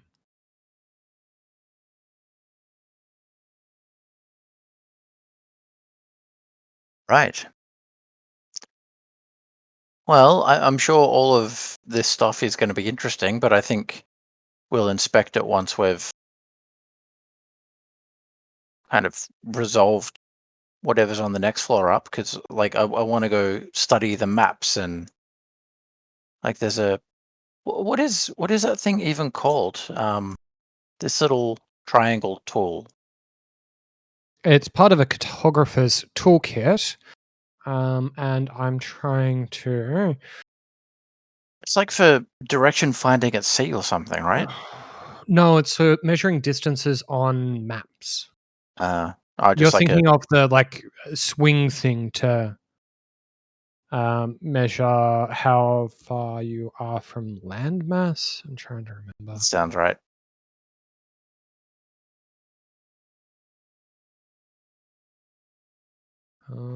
I'm literally trying to look this up while you guys decide how you want to proceed.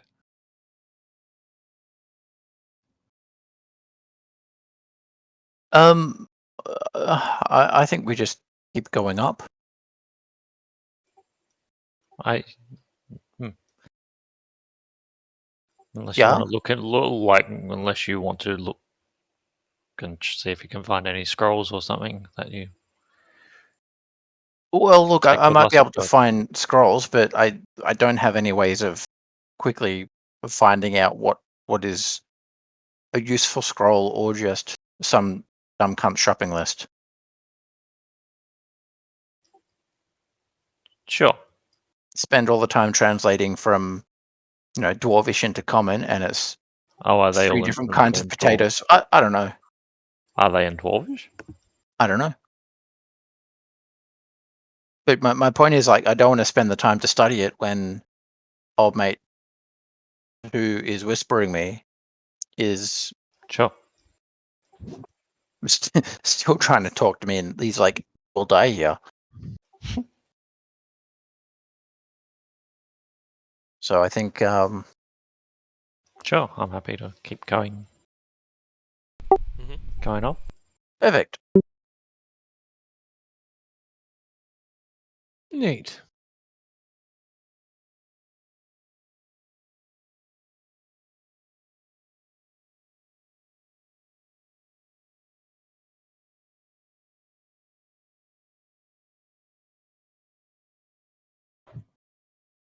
As you come up onto this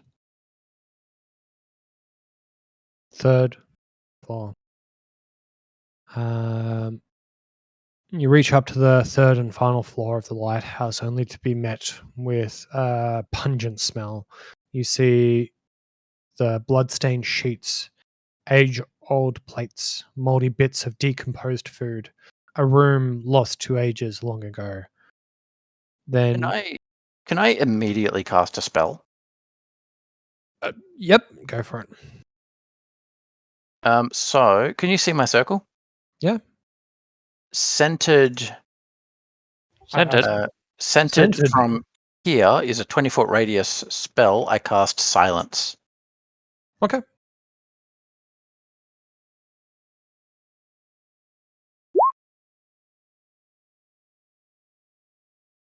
Let's see the verbiage.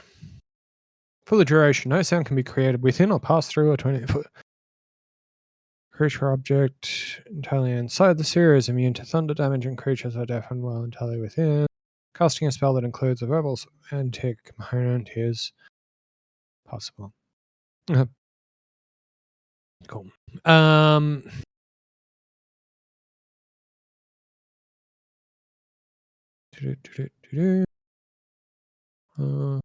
You see a man across from the room behind a desk. He has a what appears to be a porcelain mask in his right hand, and as he sees you coming up the stairs, he points out, saying something, and puts the mask on. Right. And do we hear what he's saying, or did Silence kick off? A silence has kicked off. He sure did have things that he wanted to say to you, and they do not get heard. Oh, look at this. My 20-foot radius is 20 feet radius across all of these sizes. Uh, How strange. That is how. What is it? Trigonometry. quantum The physics. square battle maps in D&D work is that diagonal 5 feet is considered 5 feet diagonal to diagonal, which is a thing that it does. Woo. All right. Well, anyway, he's in the. That's the most traditional size of it. I'd say straight down. Yeah, there you go. Do you want to draw the circle just with the thing, just so I can? Because I can't.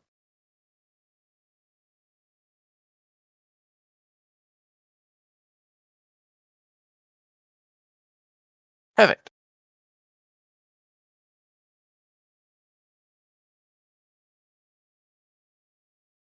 That's the silent space. Correct.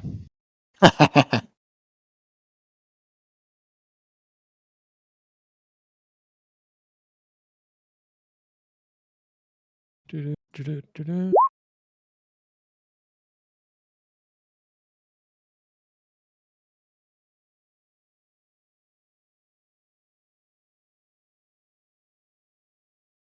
And then Shrock. Don't forget to Oh, sorry. yeah, don't forget to click your mans.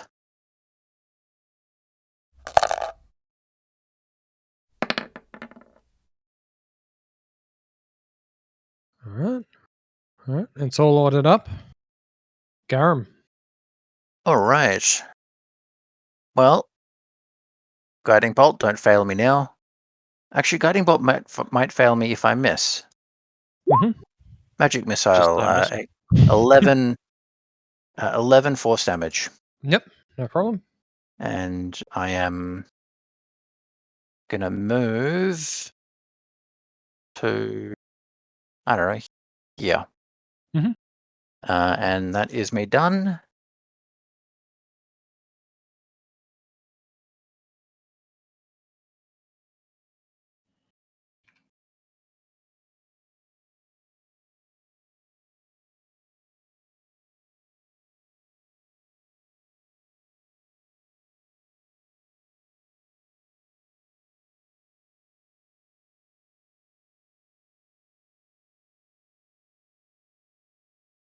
Callison.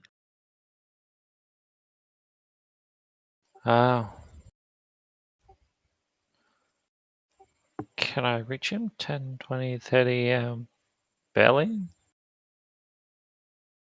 Yeah. I'll run up and... Can I try to aim for the mask? Like, try and... How do I want to play this? I'm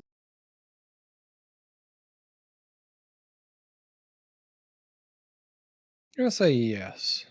In this scenario, there's something that might have happened before this had he not been silenced. But with the way it's playing out, yeah, I say that you could make a contested strength check against him as he's trying to hold the mask onto his face. So if you just want to kind of Yeah, shove him till he try drops and... the mask, yep. Or at least stop him from wearing it. I guess that's probably the Yep. major thing. Cool. I'm just going to hit it with a straight strength roll.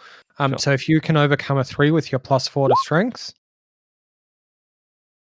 so that's I should have a kind of God, that's a 15. 15 is greater than 3. So yes, you kind of. What's the mechanics of shove?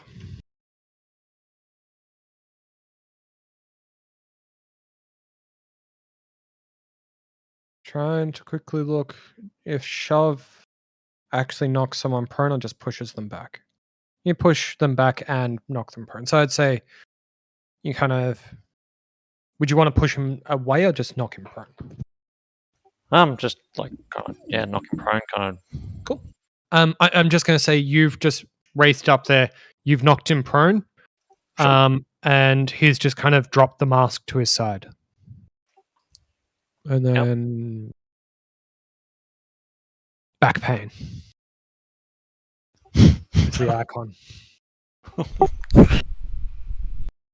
And you kind of see this little porcelain mask kind of make a clanking sound as it kind of falls over here.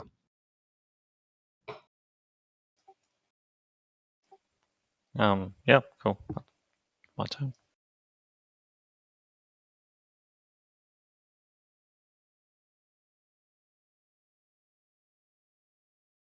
All right. Next up is Shrock.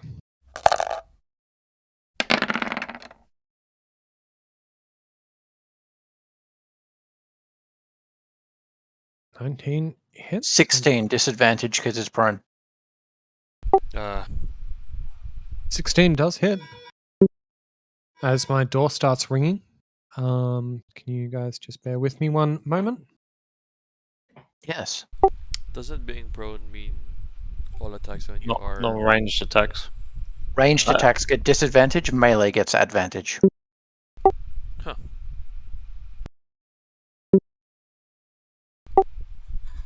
Maybe we should have just shanked him.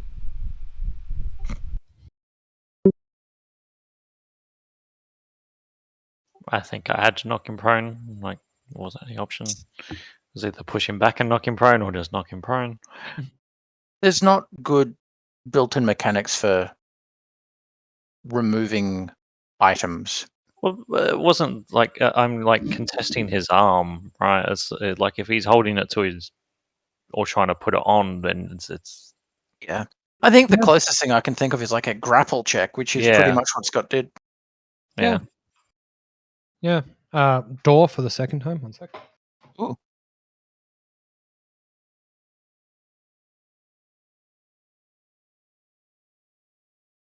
God, I've only heard like third of it every time, but Scott's doorbell gives me anxiety, like you would not believe. Like all I hear is like, the building is on fire, evacuate.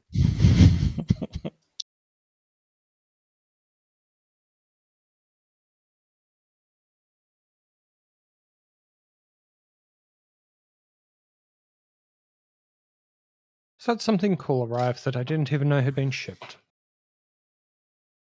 Right. Thank you. That's felt somewhat genuine. Okay. Yeah, so there obviously isn't great ways of handling it.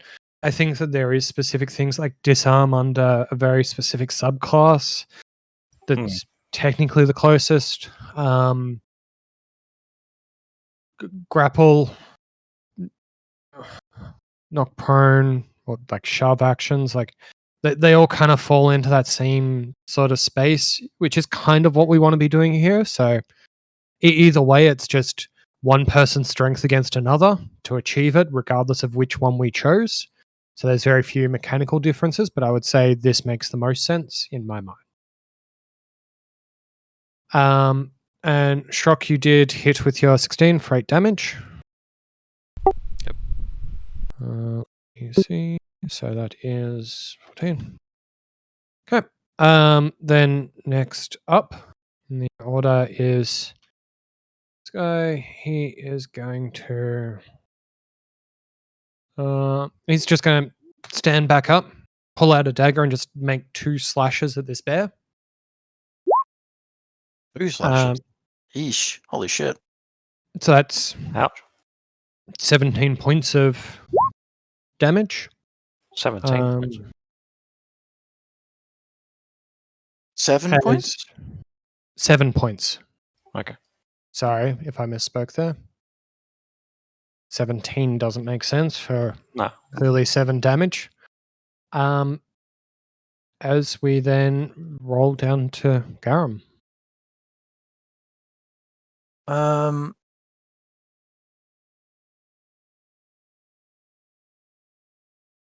From what we've seen of him and his face, does he also appear to be undead? No. He appears to be very lean looking, very pale looking, but he doesn't have, like, you can't see a skeleton, and his skin isn't translucent like the zombies, and he definitely isn't a skin bat. Sure. Can he make a wisdom save for me? Or rather, can he fail a wisdom save for me? He could do the first one, maybe the second. Let's find out. Oh, He makes his wisdom save. man, I rolled so well on the damage. And that is me done.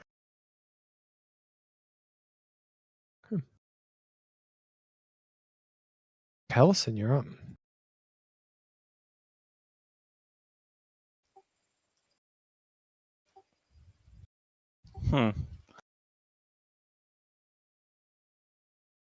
Yeah, nah, fuck this guy. I'll just bite and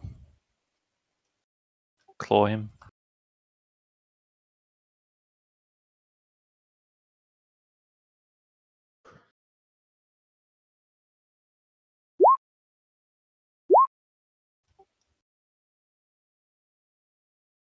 See, we're trying to overcome an AC of 13, so the bite does not hit as he's able to get out of the way, but the claws do find purchase. Many. Yep. That is many.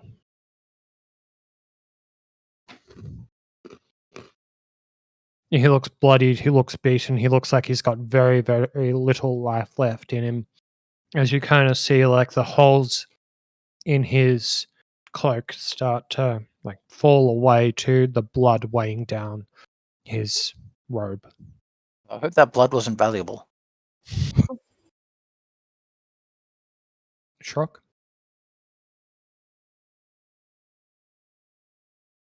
Silence means there's no sound within the radius, That's right. Sound doesn't exist in there at all.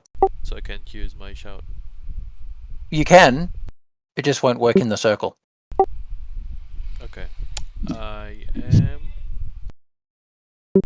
Gonna use this.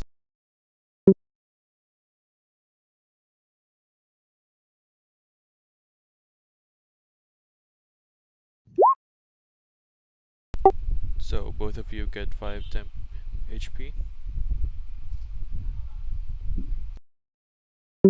You can expend the. We've a Song of Fame magic that imbues your allies. That No. Keep reading. Keep reading. It you works. spend. Give yourself a wondrous appearance. Creature. See.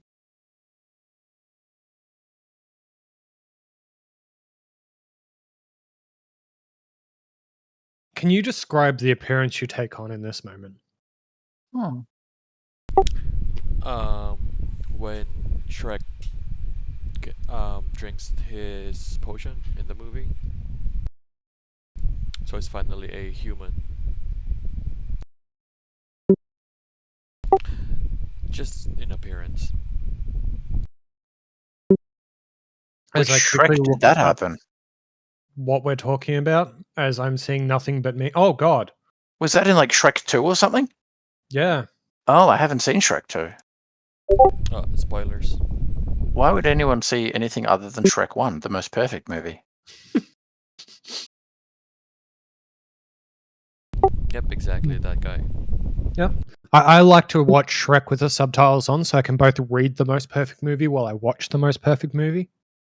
You turn into Wreck-It Ralph. You kind of do. Scott, have you saved the GIF of the movie?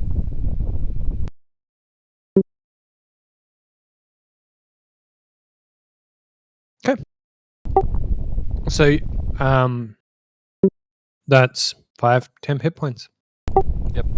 And is he still prone or is he No, he's upright now? standing. Sorry, I can remove the little marker trying to indicate that he might be prone. Okay, so I can shoot him now. Mhm.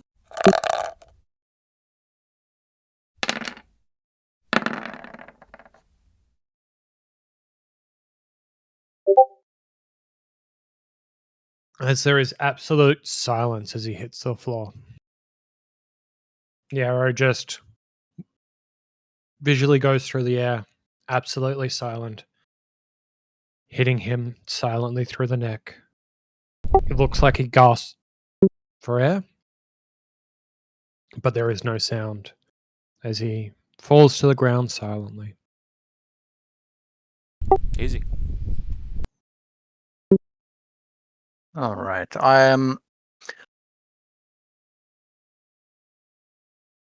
I'll let the silence drop. Mhm. Nope. And I'll let the party know before he died, he said something interesting. He said, "You think my death will end this? Dagon will end this if I fail." Who is Dagon? What is this? Oh wait, I Mary. can't speak. John Spare goes, "Arr." Can I get that Scooby Doo noise from someone? Preferably John. Wow. Thank you.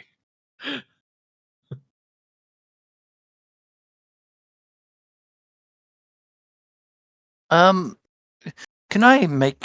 Actually, I'm going to walk over to his corpse and like just rifle through his shit. Does he have anything interesting on him? On his persons, you mean? Yeah. Um, he has what appears to be a small golden ring on one of his fingers that has an inlaid pink stone and um, carved into each part of the exterior is various gestures. Right. Okay.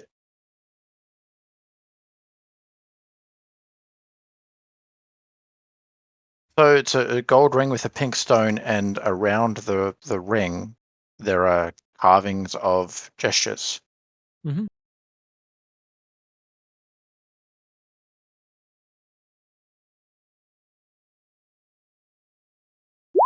What are the gestures like? So there seem to be various hand gestures, like an open hand with 5 fingers showing, and then maybe like 3 fingers showing, and like various iterations of, um, just a hand with various numbers of fingers showing, and either facing inwards or outwards. Do they appear like somatic actions from a spell? Mm. Some of them are definitely somatic actions, however, they're not all somatic actions. All right. Interesting. Well, I certainly won't put it on, but I'll note it and kind of put it in the bag. And then I'll move over to the mask and inspect that.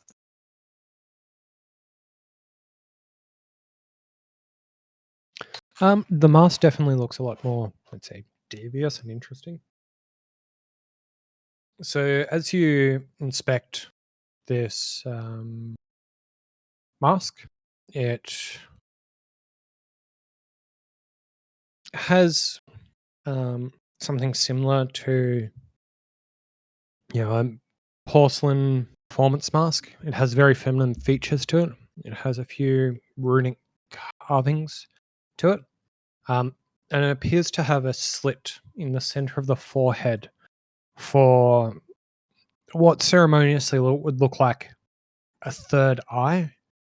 And Okay. coming from that slit is a kind of purple velvety looking um, porcelain tentacle that kind of then further wraps down the face.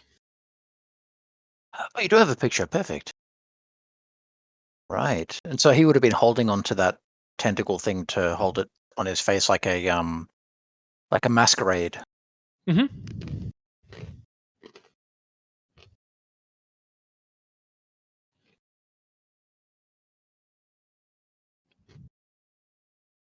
Interesting. Can I make an arcana check on it to see if it appears to hold power? Hmm. Sure. No, 3. So the carvings on it are definitely that of um, ritualistic spell casting. It does appear to be an item that requires some level of attunement, and you definitely know that it's something that you should spend more time examining. But the actual nature of this, it's unknown to you. It's not like other magical items that you've had before, but it's very obviously something that falls into that same spectrum. Nice. Interesting. Um,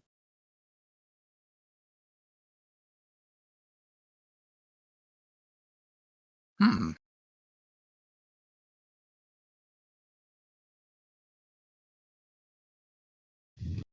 Hmm. Can I try to study it? So when we take a short rest or a long rest, we can spend some time to identify these two items. Sorry, what was the other one? The ring? A gold, Mhm. yeah, gold ring with a pink stone.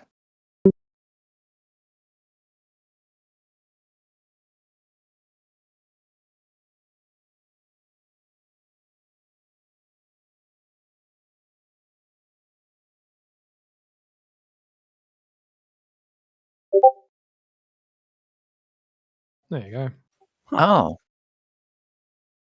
is oh, so it's like a forming a fist. Hmm. Interesting. Huh.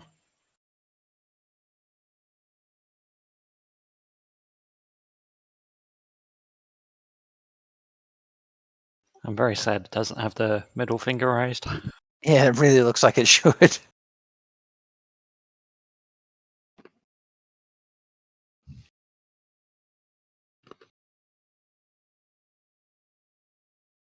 So coming out of the third eye, is that like like you described it as a ribbon, but to me it looks like a tongue. I described it as a tentacle. Tentacle. Tentacle. Yeah, okay, tentacle works. I was just saying it almost looked like a purple velvety color. It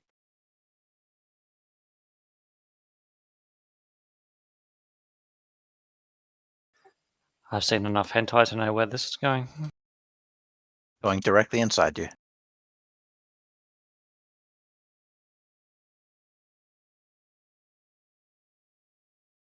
I feel like the number of hentai you have to watch to understand the significance of tentacles is actually quite low. All right. Well, I'm happy at this stage to move on up to the next floor if everyone else is. Yep. John? Yeah. Perfect. All right, we move on up. Can't stop, won't stop, we're in lockdown. So can I have a look around the room just to see if there's anything else that seems valuable, or is Looking around the room, most of this room appears to be quite old and decrepit. It looks like, although clearly not abandoned, this should have been abandoned long ago. That anyone who has been living here really hasn't been living their true life.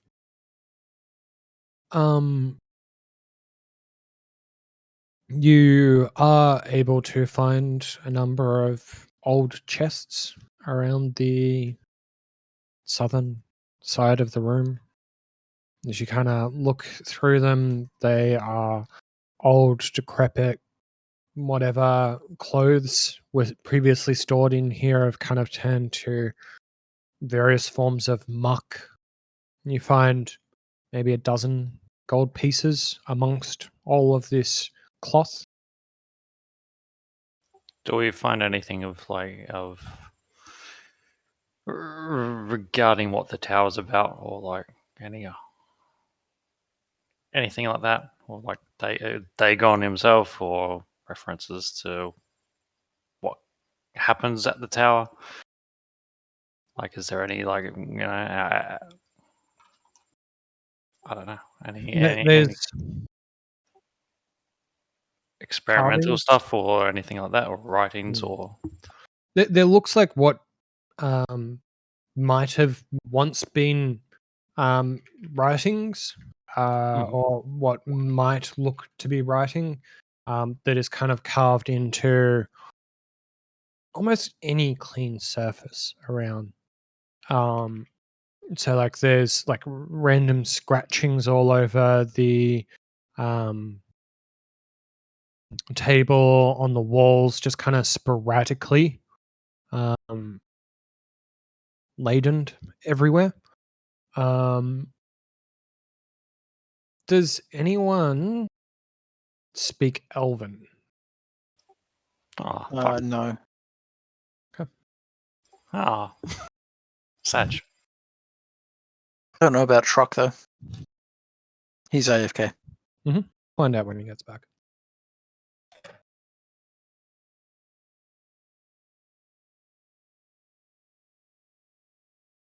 But curiously, you can kind of tell that this looks to be Elven script, but the person to whom you just murdered was very much human. Which isn't to say they couldn't read Elvish, but And you do see that on the mask, There is some runes that match some of the scribblings precariously kind of carved into various parts of the wall.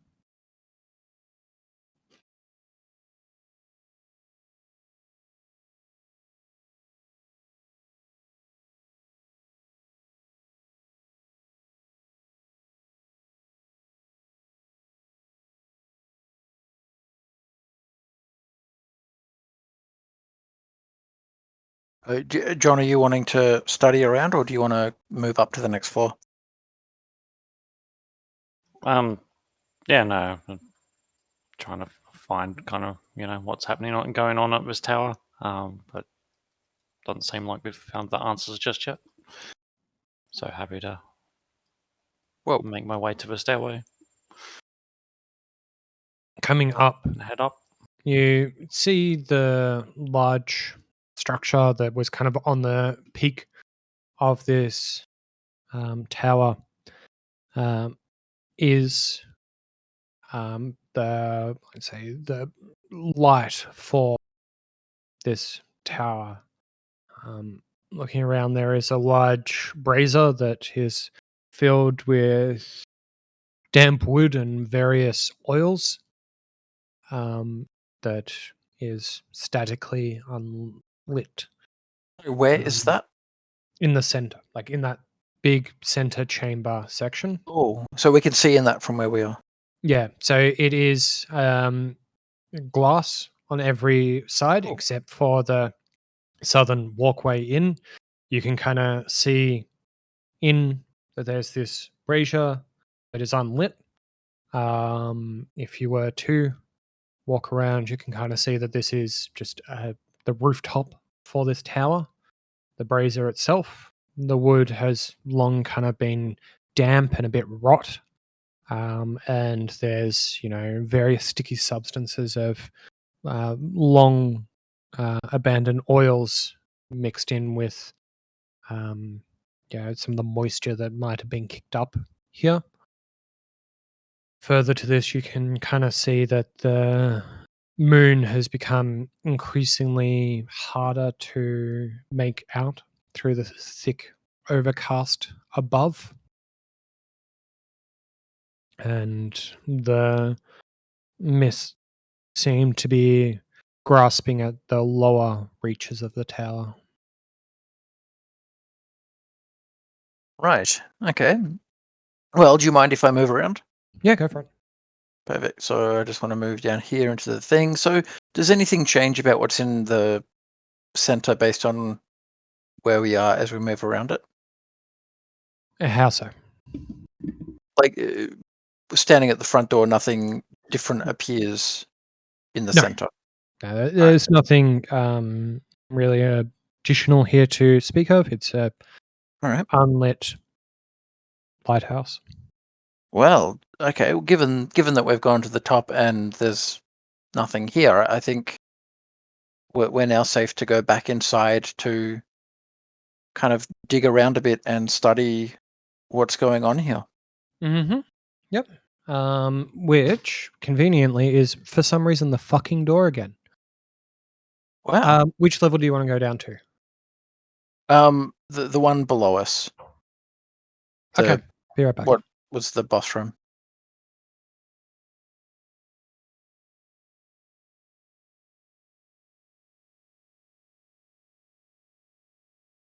No, not so far. I think the whispers were coming from that guy because he was like directly threatening me while we were in here. Maybe it was the mask.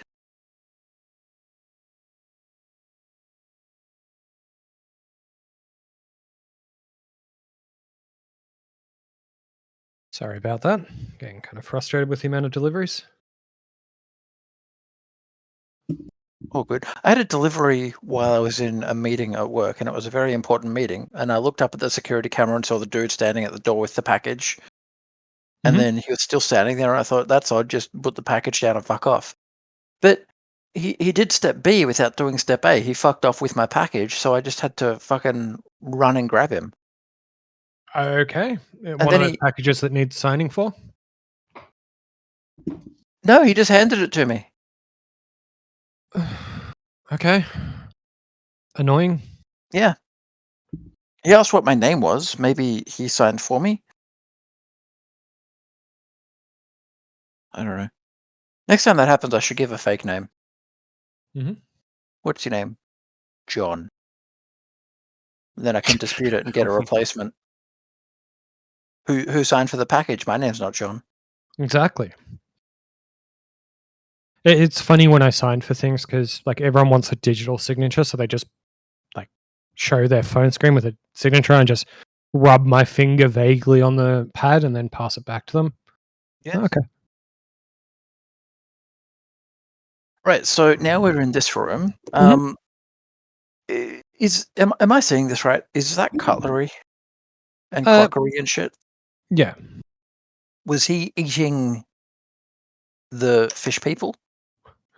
As you look at the like the plates, the cups, even like the bones on the plates, like this is very, very old.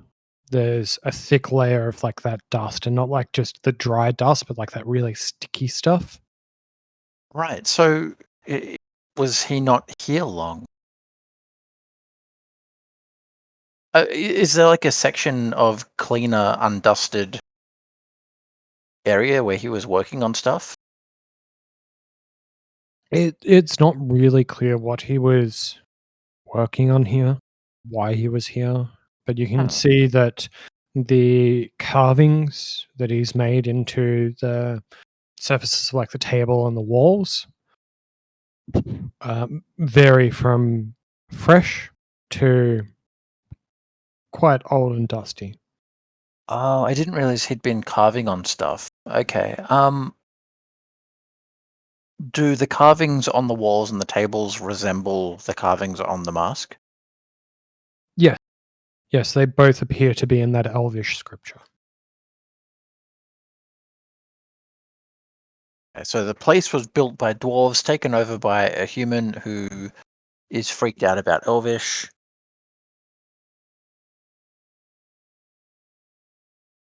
Interesting. Um, and it appears that there's chests around the room.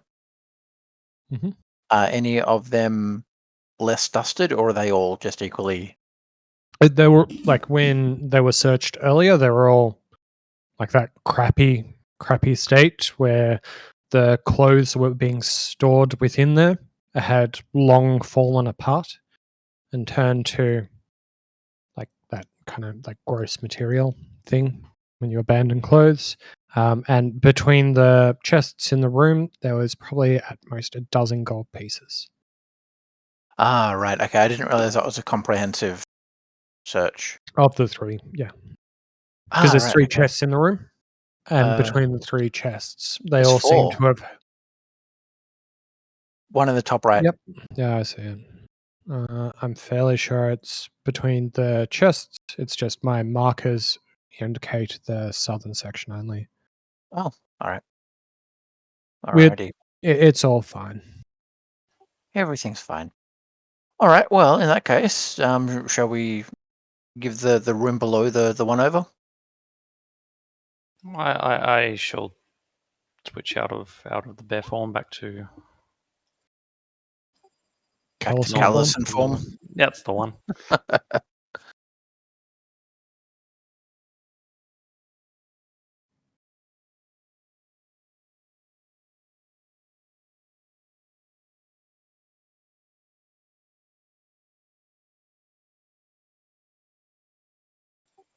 Cool. Shall we go down a level? Yes, please. Sure. Hey, look! I forgot to remove the bear token on this layer. Oh, that's a bunch of cleanup I've got to go do on various maps. There's a bear in there. And a penis as well for some reason. My god, guys, calm down. Managing wild shape looks like such a pain in the ass in Roll20. Oh, it's because I can't give him access to the token to which he transforms into. Like, I'll look into it and see if there's a better way of handling it. Because like on Roll20, like under everyone's character, I've got a little folder called Box of Transformations where I've just got the tokens for things that I could perceivably expect John to transform into that needs a token. I wonder, I've got an idea. Give him a second character sheet. And in that character sheet, John, in the settings, there's in the top right, there's an option to make that character an NPC. And that massively simplifies the character sheet. And I think that might be a good way to just make one for a bear or whatever. So I guess the other way I could do this is I could rename all of these as like John as a bear and make that visible to him. But the problem there is I have to have both an NPC that's a bear and an NPC that is John as a bear. Yeah, exactly. So don't do that. Just give him blank character sheets and he can make them. But That is he a then lot. Scott still has to like put it onto the map. If it's a character sheet assigned to you, you can drag yourself. Like, hey, look, Can I? look how many of me there are. Oh, Don't know okay. why I'm so big. The scaling hasn't really Huh. applied very well on that, but Actually, let me try something then. If I was to drop this bear here, can you move that bear?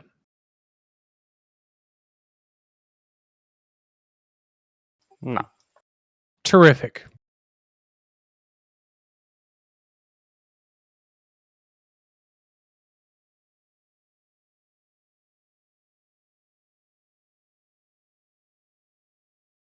How about now? Oh yeah. do you have access to it in the character journal? I believe Then so. if I actually double, like, then it links it to his current character sheet. So no, that doesn't work. Whatever. You guys That want to works. explore a room? Yeah, So we're there's currently shitloads of scrolls and stuff. So I want to start up here Mhm. at the map. Are we marked as being like you are here? The marked map is you are here. What? Yeah, like maps have You know, like when you go to like a shopping mall or something, and you Oh see the God! The map is in the map on the table on the map that we're playing on. the map on the table on the map that we're playing on. Oh God! Fucking English sucks. The one with the sexton on top of it. That's the one. And I use my fingers to try to zoom in on the map to see if I can find other maps that are within this one. So, I've got this cute little thing that. can we get some mage hands over here? Sorry. No. It's fine. It's fine. It's fine. God. What cute little thing have you got? I like it. I think it's neat. All right, show us Tiamat.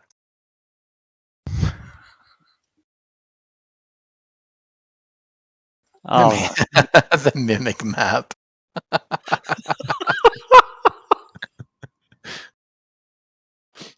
Look at this little pig face. I know. It's just such a redundant fight to make you fight a map mimic because there's fucking 3 of you cunts in a room. But it would have been cute. Mimic adhesive is not just a powerful means of trapping prey. Oh god. Yeah, it's a whole description of this specific type of mimic.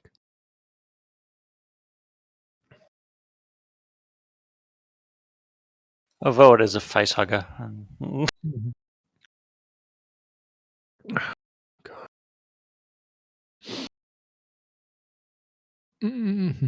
So is this just like a cute little, hey, look what I found, or is it actually a mimic?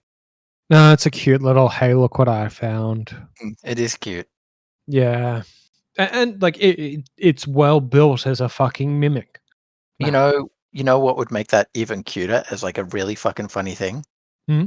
It's a map mimic, but it's also covered in explosive runes. Fucking suicidal piece of shit. So it wraps itself around your head and then explodes.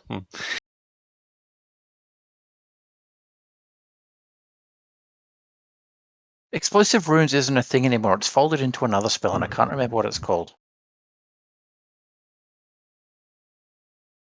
Basically, explosive runes is a spell that you cast on a bit of paper, and they just look like words, but when you read them, they detonate. Glyph of warding. With the warding.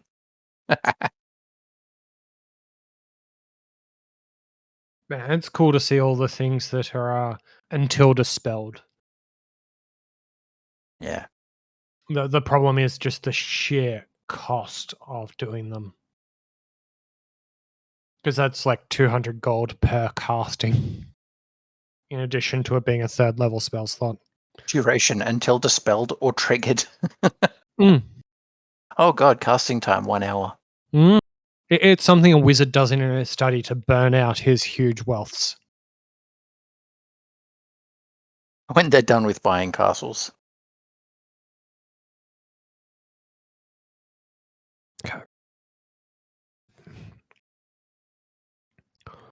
Okay, you're not applicable, not applicable. Oh god, it does 5d8 cold, acid, fire, lightning, or thunder damage as you choose. Mhm. 5d8. Yep, 5d8's many d8. And you can upcast a spell for more d8s. Yep. And it doesn't cost more to upcast it. So if you're a like 20th level wizard trying to really fuck things over, 200 GP for a 9th level glyph of warding on a piece of paper. Here, read this. Anyway, started blasting. So looking around, you see mapping of various shorelines and riverways, none of which look overtly familiar. You can kind of find what looks like a journal. Most of the pages have rotten away, but one page, still intact, reads, "I've done my duty to the sea. I've stopped the light. I've killed them all. Now I will be rewarded by its voice. The mist will rise and reward me. I'll take over this lighthouse and rule it." Oh.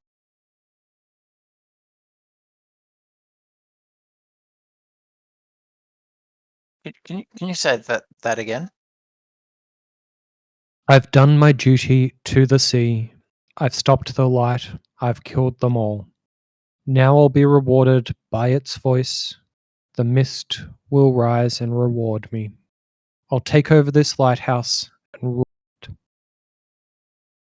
That guy's shit at poetry.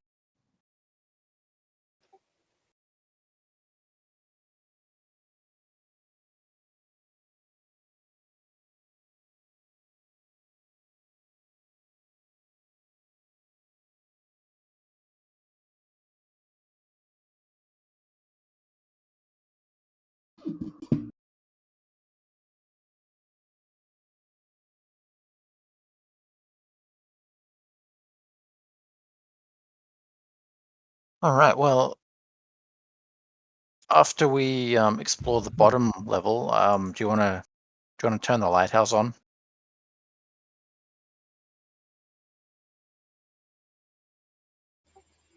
Sure.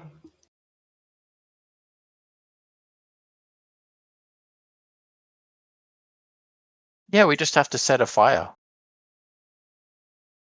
I'll create bonfire.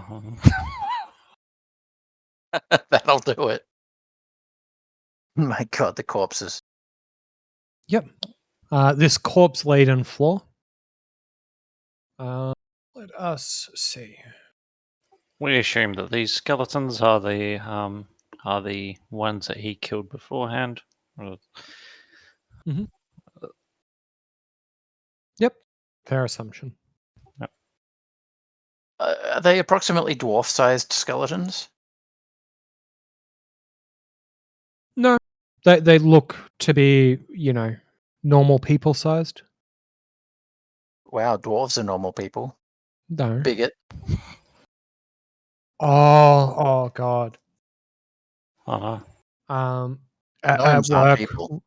At work, one of our engineers got in a lot of trouble dealing with Australia. Oh no, what's happened? So, one of the big parts of what we do is writing test cases to kind of outline, what are the different scenarios we need to take into consideration when we're making sure that the platform works as expected. Mhm. Within Australia government law, there is certain tax breaks and subsidies given to individuals who are on the National Disability Register. Sure. So they're exempt from certain, additional costs with buying a car. The test case that was written for them is I am charged the correct price as a disabled person. And the negative test case was I am charged the correct price as a normal person. Oh no, that's problematic wording. Yeah, which like we're talking about people who are from a less progressive nation who have English as their second language, who is suddenly being reamed out by some random chick in a business meeting for inappropriate language in the test case title. And he's all like, I sorry, what's the correct word to use here? Because I don't know better. He just doesn't know English well enough to be able to say a different word than normal. Like, he was struggling to speak English, and this woman's berating him for being offensive with his language. That's pretty funny. That lady's Oh, it such a is. cunt. All right, so now that we've established that the skeletons are normies, what else do we find in here? It's just actually like really. I don't know what the word is, and I guess that's on me. But she's yelling at him, or talking down at him because he's not being aware of like. The irony was palpable. Yeah. Yeah. Yeah.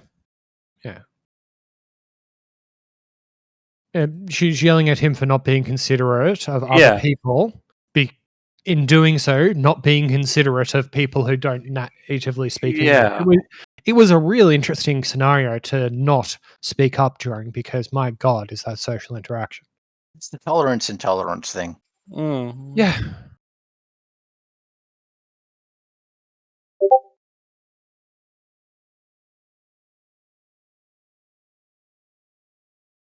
Anyway, sorry.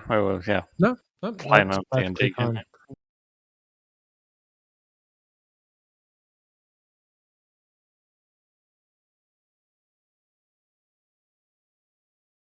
fine. I'd love how if sorry, just one last thing. I'd love how if whoever made that first report changed the wording to be now we need to make sure that we are charged the appropriate rate as a non-crippled person.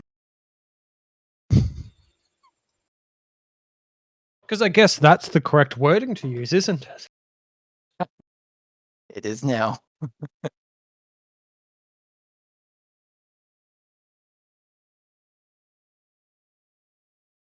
My favorite one is normal people are neurotypicals. Normal people are undiagnosed.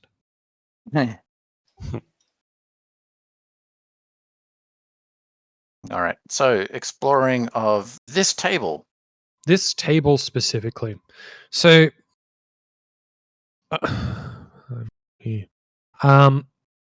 For the most part, most of these pages have long since degraded, or the moisture has eaten away at the ink until it was unrecognizable.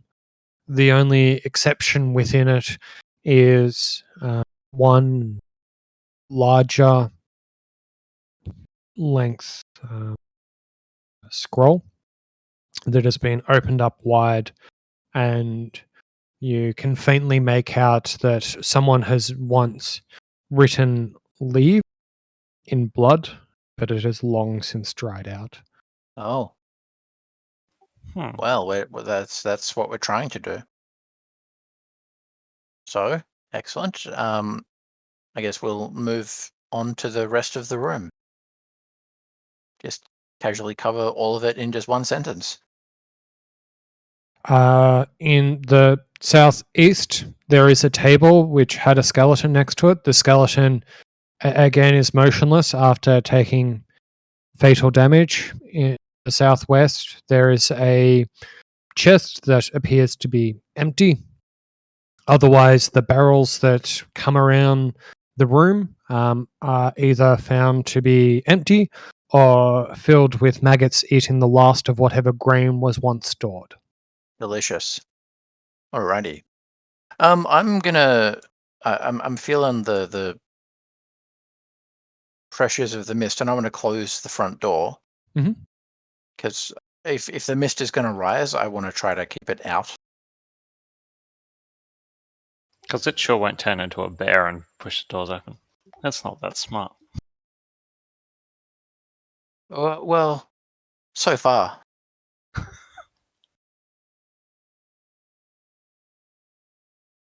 It doesn't appear to be able to do that. I wonder what reward this guy was expecting he was going to get. He was probably living it. He was alone and no one was bothering him.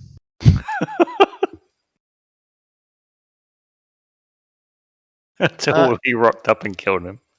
Feels bad. Yeah, Adrian. I think now it's time. I think it's time to light the bonfire. I'm doing real good for hit points and stuff, but I am I'm down to only cantrips.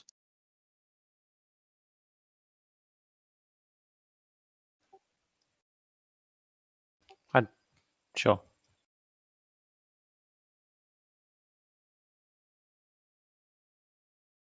Yeah, I've got a short rest I think is appropriate. All right. Where would you guys like to take your short rest? I think in this room where we can keep an eye on the door. Sure. Sure. While you take the short rest, did you want to try and identify the two items? Yes. Yes, I'll take the mask. Who wants to take the ring? Perfect. Thank you. Sure. John Oh, volunteered. No, Shock wants to. Perfect. Shrock volunteered.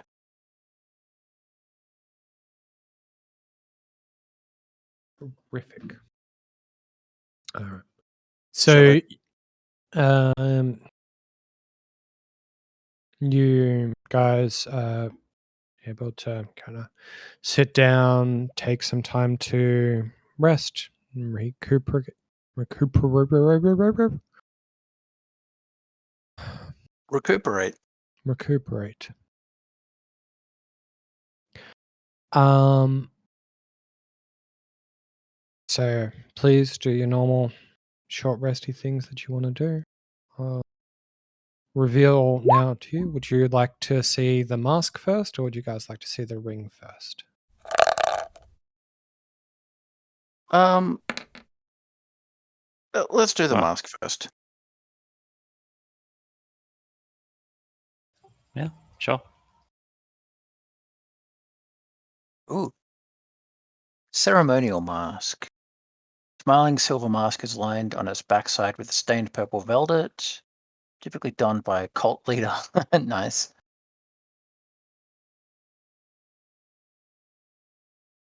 Holy shit.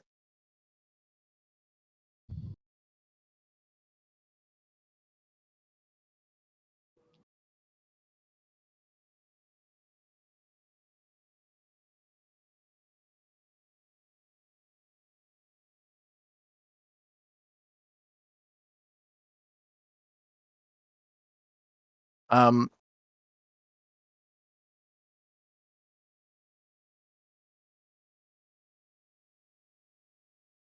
nice. He says is realizing the impact of silencing someone and then removing the mask had on the encounter.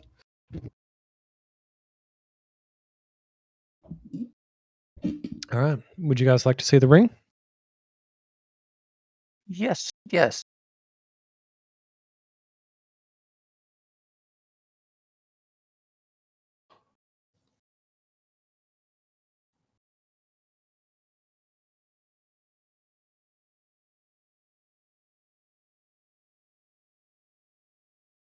What?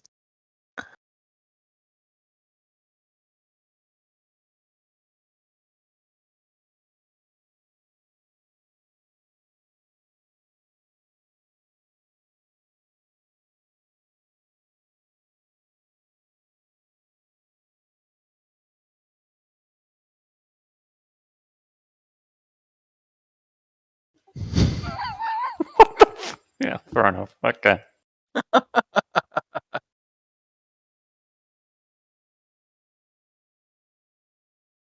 I don't Didn't get that middle understand. finger after all. It just gives you a really big hand. Or a really small hand.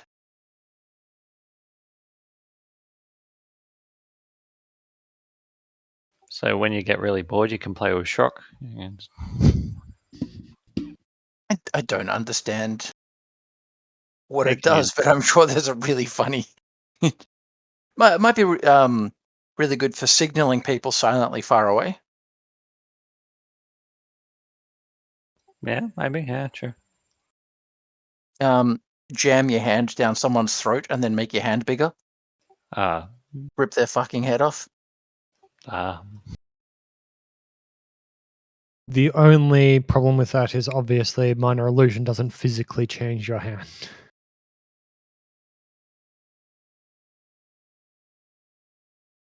It says that you can use minor illusion at will to enlarge, reduce, or change the color of the hand wearing the ring. It doesn't say minor illusion appears to make it enlarge, reduce, or change color. It I says it think it's does implied change. by the word illusion.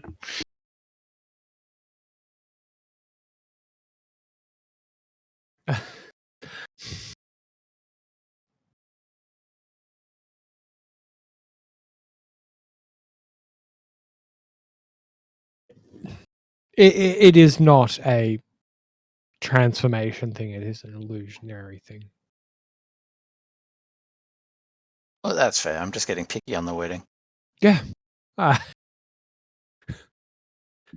What would be D&D be if it wasn't for being picky on wording?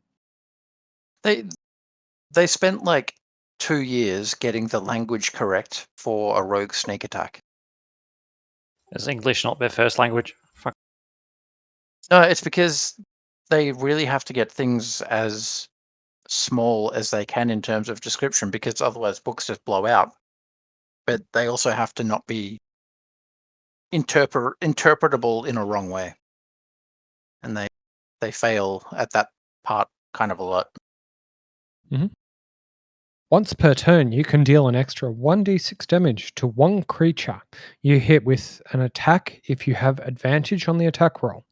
The attack must use a finesse or a ranged weapon. You don't need advantage on the attack roll if another enemy of the target is within 5 feet of it, that enemy isn't incapacitated, and you don't have disadvantage on the attack roll. The important part was once per turn. So if someone else does something that gives you an attack, it's now a different turn, so sneak attack will trigger. What?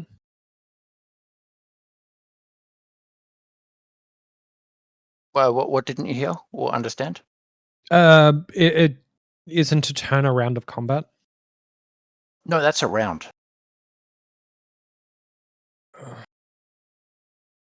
Turn has the same. PC gets their turn to do something within the round. Okay, so someone else's round. Yeah. Someone else's turn in a round enable sneak attack a second time. It's, Cool.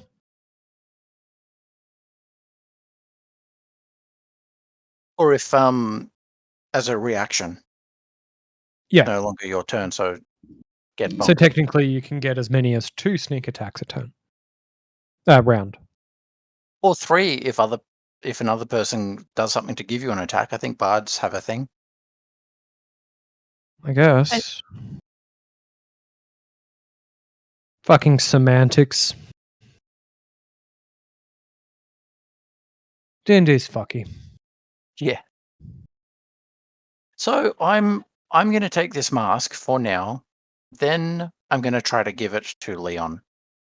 Because an extra smite is kind of a lot.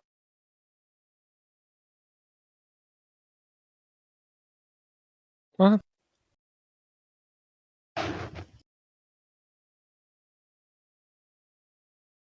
He probably won't want to touch it, but we can try. He'll read the cult leader part of the verb and be like, Yeah. no. Oh, you're right. No, We should thank give you. it. We should give it to the head of your faith.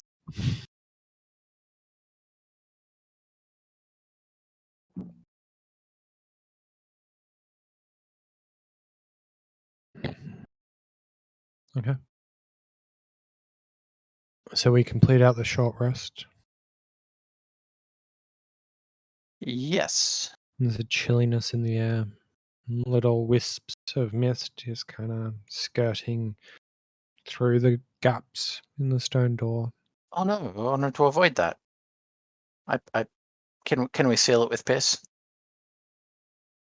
Garum gets up and starts pissing on the door, unable to find a way of forming a seal with a liquid. We're next to the ocean. There should be seals everywhere. Would you like to open the door and see if we can find you a seal?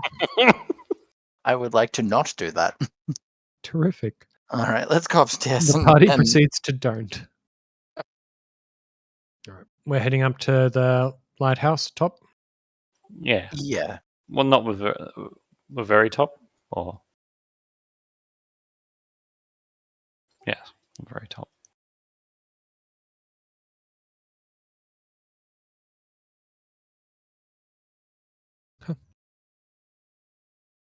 How would you like to go about lighting? um,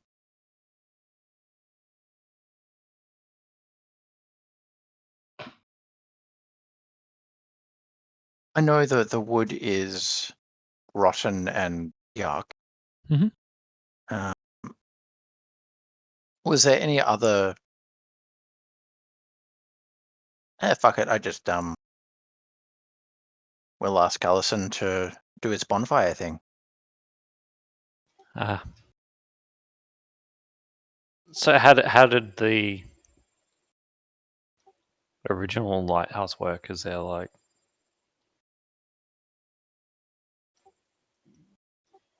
yeah? How did the lighthouse actually work? Sure. So it appears that there's a large brazier that sits in the center of this space. The stonework around you and the big glass windows seem to indicate that a large fire would constantly be why am I reading what he wrote? Would just generate a large light source for the area, and that it would be constantly tended by what you would assume to be a group of individuals to ensure that it was regularly stocked with new, fresh wood. And Cool. this central thing is like a giant glass or crystal or whatever Mm. amplifier or beacon or something. Yeah, I gather that. I just wondered, like, what light source actual, like, a fire, or is it like magically was working somehow, like as a, I don't know, like not a light bulb, but anyway. Why there hasn't been just a single wizard come through and fix this permanently is a mystery that is greater than this campaign can ever solve. Huh. Thank you. So as it's old-fashioned wood, yeah, I'll try and create a bonfire on top of the wood pile that may be there still. If not, then just where it should be. Sure. So there's a lot of like old, wet, rotten wood, and it takes a while to set in, but it definitely does start to help add to the create bonfire that you've been able to put there. I also don't think you have drill craft here. No. Okay. So you kind of concentrate down, and the bonfire slowly builds and builds and builds until it really starts to fill this entire space with light. And you can kind of see the way the glass kind of helps reflect back onto each other, really creates this big orange glow that kind of fills out the sky around us. Really helping to,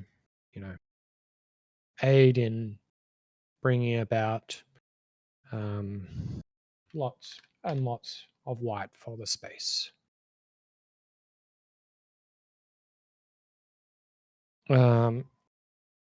As more and more light fills into this space and roll 20 crashes on me, you start to feel the ground below in this tower start to shake heavily.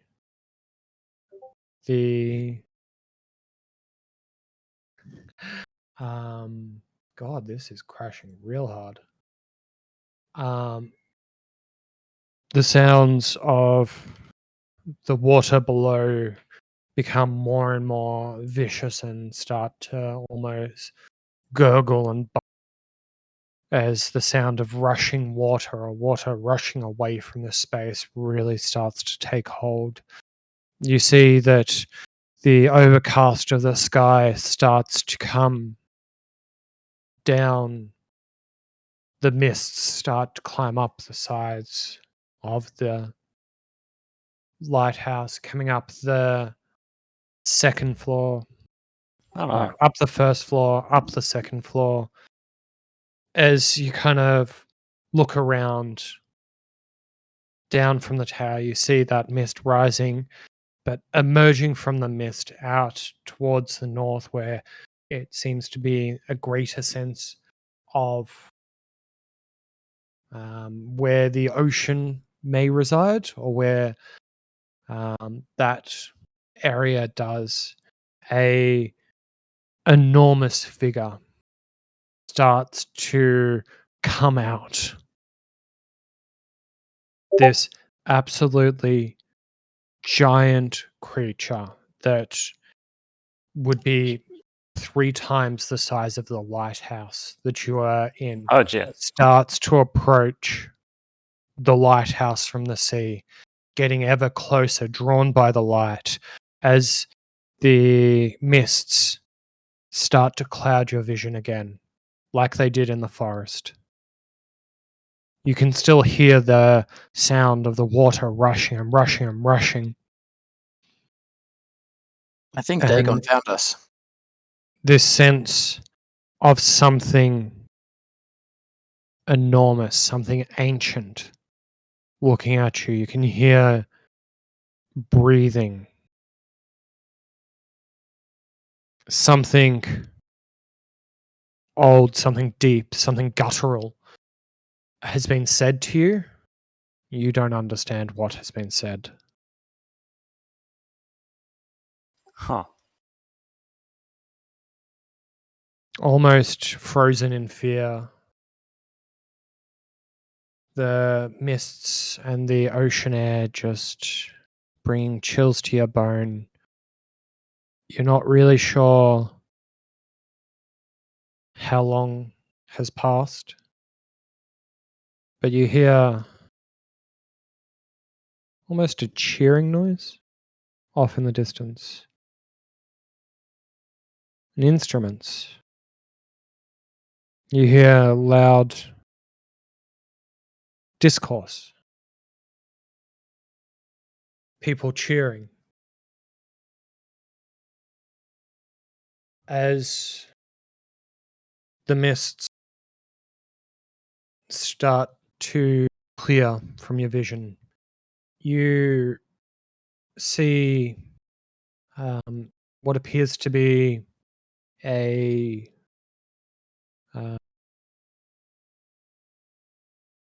burning bonfire off on the distance. The sound of the ocean, although still wet, seems to have transformed into instead the sounds of a river. Can we still see the Dagon guy? No.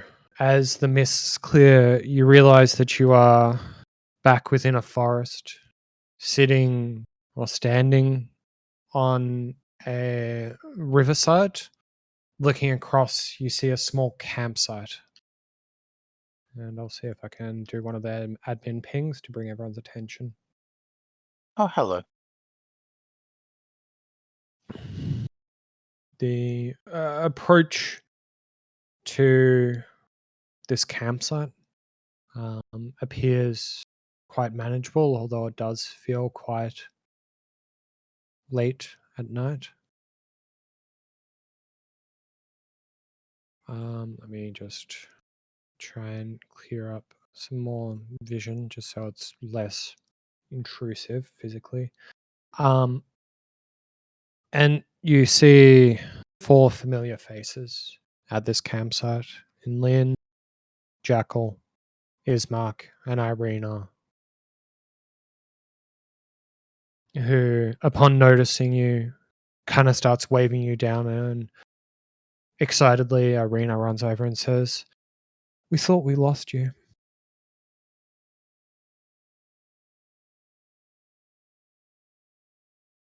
Is description still happening? No.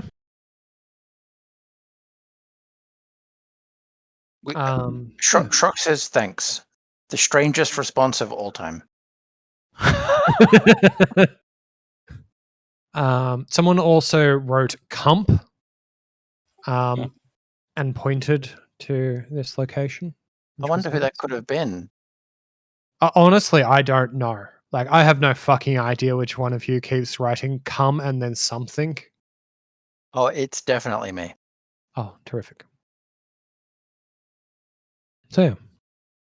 We find ourselves rejoining our the rest of our adventuring party, who appear to have found themselves camping alongside a group of traveling merchant. Oh God, thank you. I'm in camp. I try so hard. Why am I so big? Rawr, look out, camp. I'ma stump you. I can't make you smaller than this.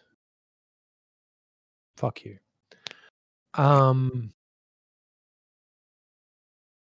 So the people of this camp are similar to the group of people that we didn't interact with back at the tavern in Barovia.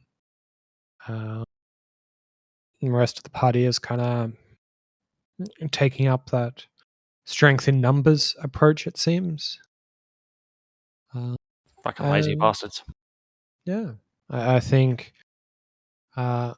this is probably the right place to end things for the day. As we will rejoin the rest of the party the next session. Perfect. That was fun.